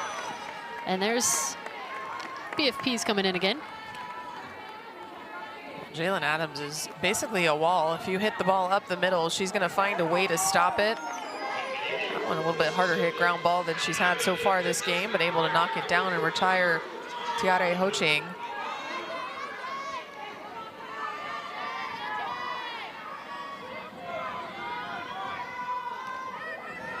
Here's Wendell in on the left side now. First pitch from Adams, called strike, and Wendell reached on a walk in the fifth. She's also been struck out by Adams today, and Adams with 2 strikeouts.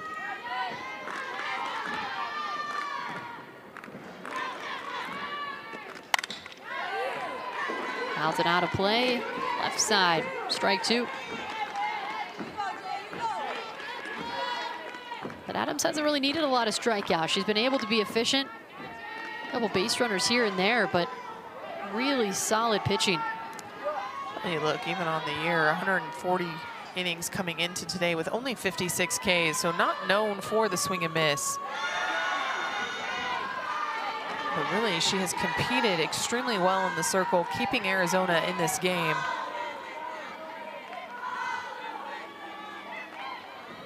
First run of the game, again on an infield single.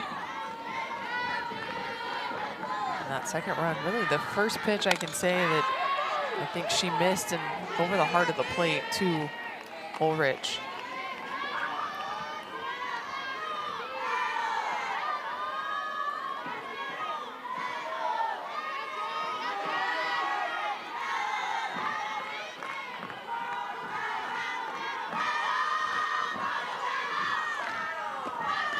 One, two, low and in.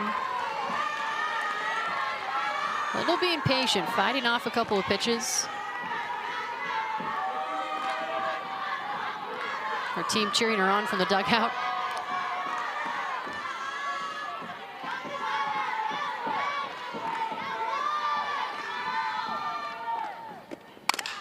Puts it on the ground, left side. Beal has it, throws to first, and it's in time. Second out in the top of the seventh.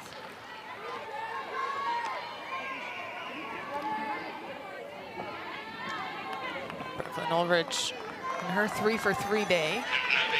now is the most hits by any ASU player in the Big 12 tournament game. Granted, that's a short Big 12 era for the Sun Devils, but still. Still impressive. You got to put up the Big 12 numbers eventually.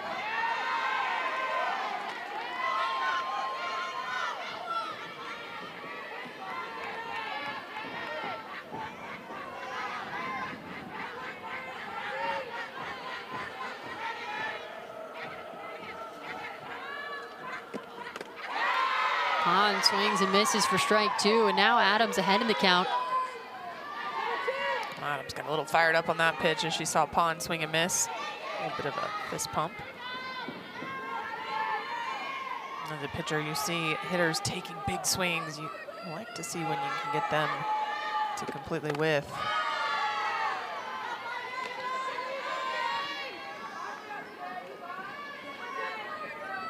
And Pond, a veteran out there. Reached base twice.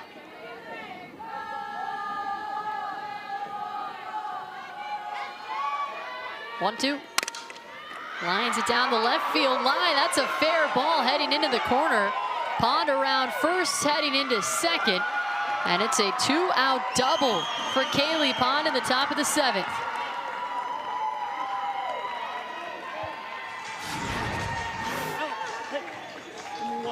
We noted that Sniffen has been playing off the line, and Kaylee Pond just goes right down the line. That lands just a couple inches inside the foul line. A big 2-out double here for the Sun Devils. Here's Samantha Swan. So for 3, but she's had 3 flyouts.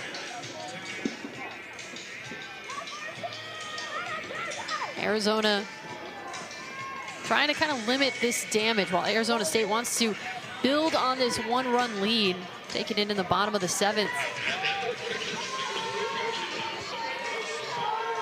Coming into today, Sam Swan, second leading hitter for Arizona State. When you look at those that have played every day, she is leading them and hitting over 400, 405. She lines it to left field and right to Duke. That ends the inning, but not before. A leadoff home run by Brooklyn Ulrich puts Arizona State back out in front. 2-1, we head to the bottom of the 7th here at Devon Park in Oklahoma City.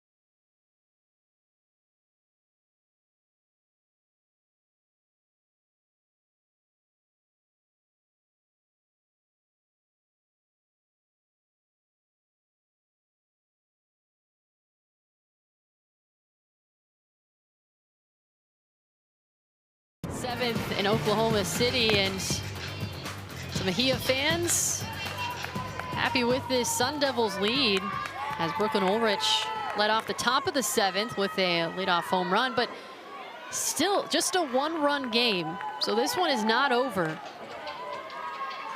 You have Kinsey Brown still in the circle, and then you have 7-8 and 9-2 up in the lineup.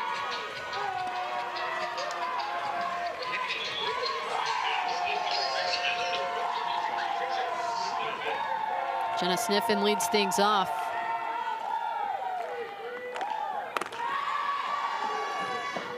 Right now, Arizona needs a base runner, and so they're going to be a little bit more patient, especially bottom part of the lineup. Sniffen, the only one to reach on an error by Ulrich.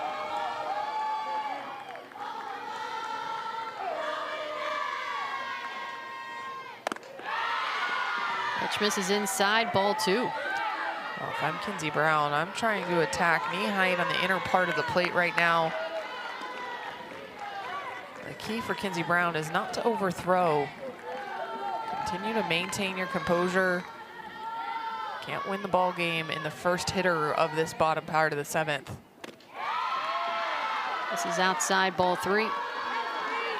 Do you find pitchers overthrowing this part of the game when they might be getting a little bit tired and trying to maybe overcompensate for that? I don't know that it's tired as much as the adrenaline comes, because you're trying to make sure you can win a ball game, but you have to remember to just continue to get outs the way you have for the first 6 innings. I ran into that within my career, and there was a point where a number of 6th and 7th inning losses were because I was trying to do too much, and a coach just pulled me aside and was like, hey, you can't win it with no outs in the bottom of the 7th. And so continue to just try to get outs one at a time.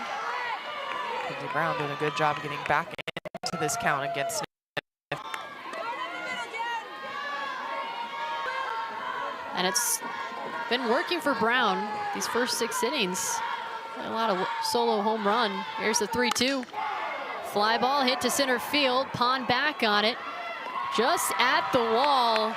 Makes the catch, and she was extending her arm trying to locate where that outfield wall was, and takes care of the first down the bottom of the 7th. Well, you and I today have seen quite a few balls in center field continue drifting back farther than what you think they are off the bat. And that one, Kaylee Pond was making sure she could figure it out, and Sniffen missed tying that ball game by mere inches.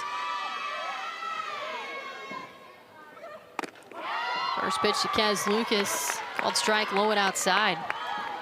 Well, now that out 1 is retired, Kinsey Brown take a little bit of a deep breath.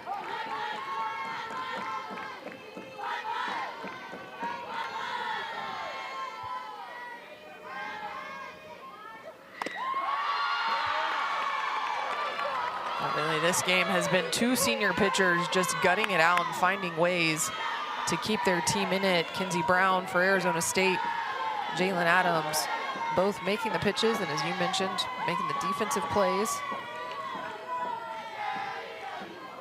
An old-fashioned pitcher's duel, but not the kind that's peppered with a lot of strikeouts. It's almost more exciting, and we all love strikeouts, obviously, but it's almost more fun because you're almost waiting for the pitcher to do something incredible on defense after throwing the pitch, the way that these two have been playing. Or that, or you're just waiting for an incredible defensive play behind them. And with Kinsey Brown retiring Jenna Sniffen, Arizona did not get a leadoff batter on at all through the first 7 innings of this game. A big key, keeping offenses at bay.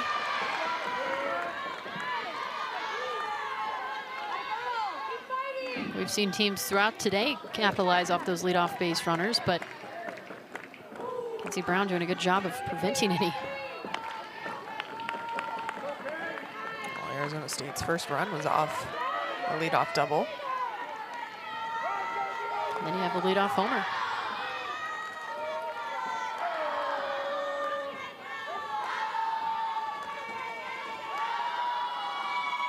Two-two. Swing and a liner up the middle, a base hit for Kez Lucas. So you can't write off the Wildcats.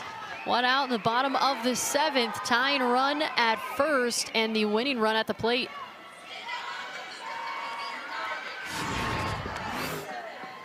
Kez Lucas saw a lot of pitches, and Kinsey Brown tries to go back inside this pitch over the plate a little bit too much, and she does a good job driving it right back up the middle. So Escobar now will pinch run for Kez Lucas.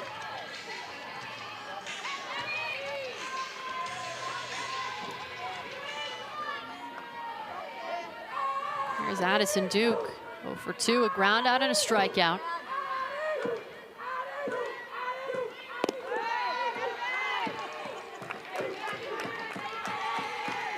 Caitlin Lowe talked to us. She just wanted to see her offense continue to be relentless. And here in the 7th inning, because Lucas demonstrates that relentlessness, getting herself on base, giving Arizona the chance here in the bottom of the 7th. Even 1-1 count now for Addison Duke.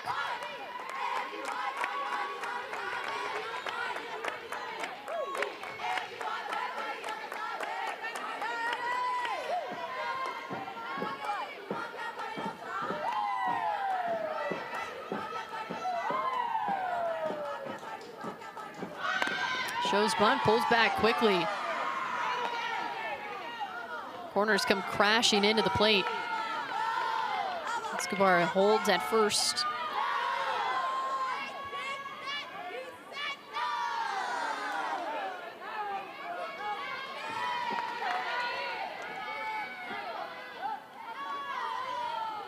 Two 1. Called strike on the outer half. Count evens 2-2.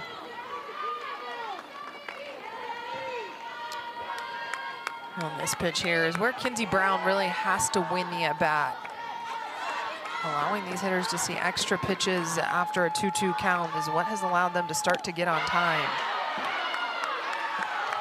Jack swing, and she did not go around.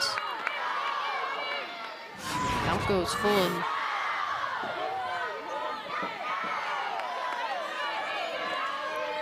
Addison Duke held the barrel back there. A really good pitch by Kinsey Brown. 3-2. Check again, but pitch misses outside. Kinsey Brown wanted that one.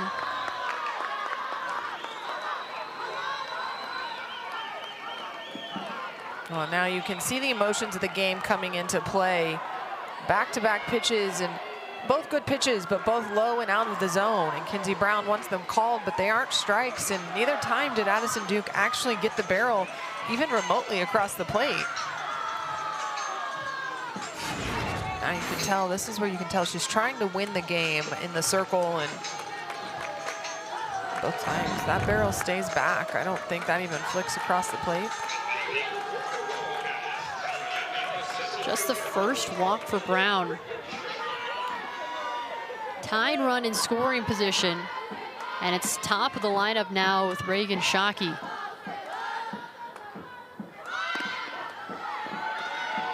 First pitch strike. Shockey having a multi-hit game with a pair of singles.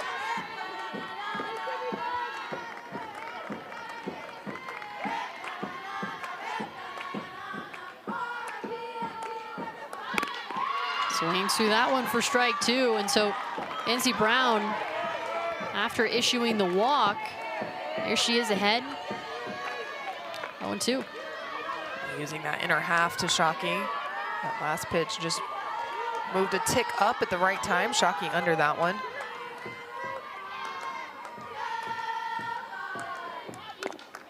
Taps it foul behind the plate. Everyone heads back.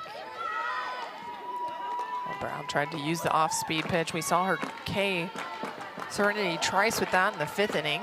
Trying to use it here to Reagan Shockey, but you saw her shorten up and just poke at it to push it foul.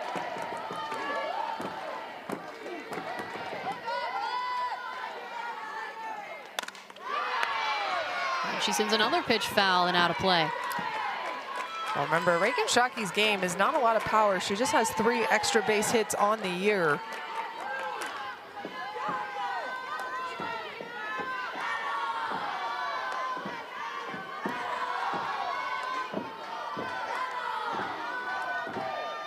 Oh, 0-2 again.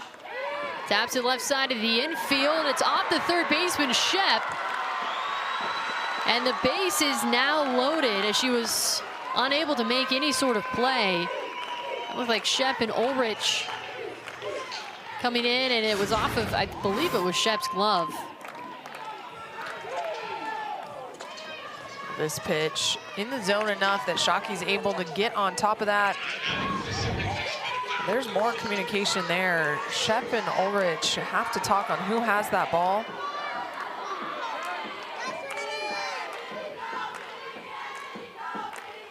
Tying run at third, and first pitch to Trice misses low and inside, ball one. Big situation here because after Serenity Trice, you have to face Sydney Stewart.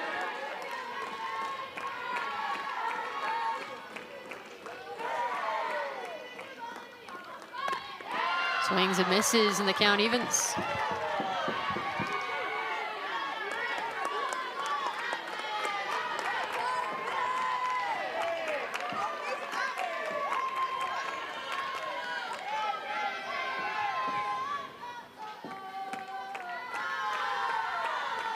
One.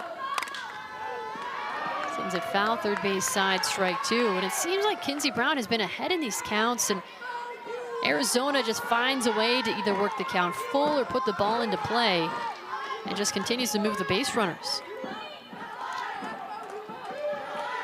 Well, it goes to that, again, relentlessness, grittiness, the way they've been able to work. We talked about her pitch count. They have been fouling a lot of balls off today, and as they do that, they get their timing, they see what pitch she's trying to go with for the out. Swings and misses for strike three.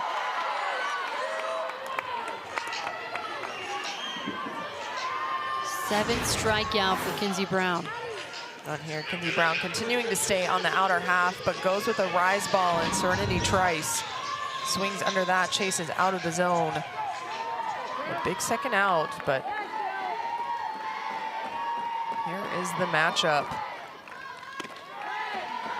First pitch misses outside, and Big 12 Player of the Year in Sydney Stewart. 0 for 3 tonight. 2 flyouts and a strikeout.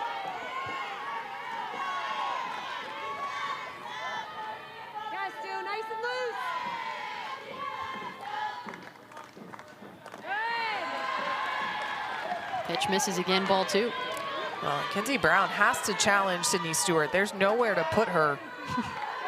While you respect the power and the off-speed pitches aren't a bad idea, you have to be able to throw them close enough to the zone that she might be able to offer at it.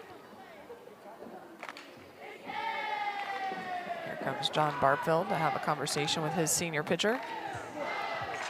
Do you take a look at the previous 3 at-bats that you've had against her to maybe take some of that success into this at-bat? Well, and I think that's what Barfield's out talking about. The back-to-back changeups, not a bad idea. They retired Stewart twice on a changeup, once a deep fly ball to left field and the strikeout. But when you haven't executed those, the first 2 pitches, Sydney Stewart can almost guarantee that you're going to throw something hard now. So I think Barfield talking about where they want to throw this next pitch against her.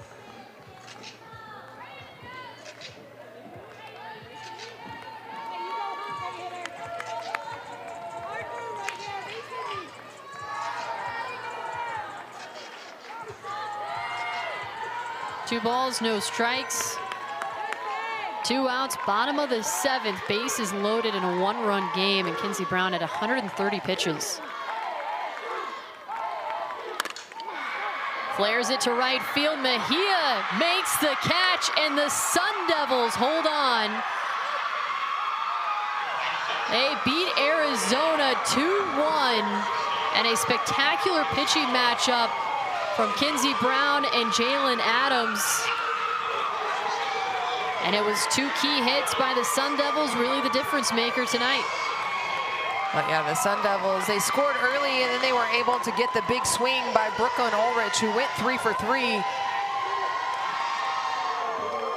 But man, this is a game that you hate to see either pitcher lose, as they both battled tough, were able to get themselves out of jams and keep their teams in the game. Tip of the hat to Jalen Adams. She pitched an amazing game.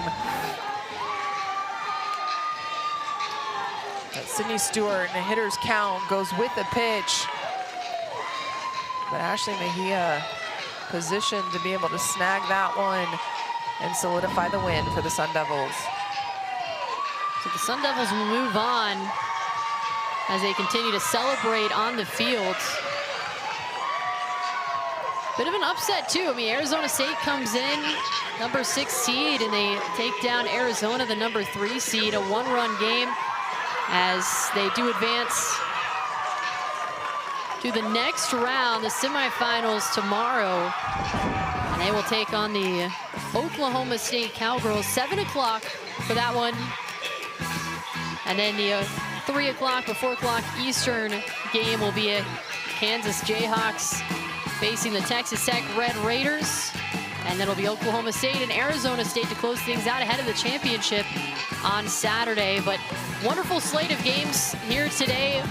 4 excellent games showcasing Big 12 talent. But Arizona State comes away with the win 2-1. We'll have the semis tomorrow beginning at 3 o'clock back here in Oklahoma City.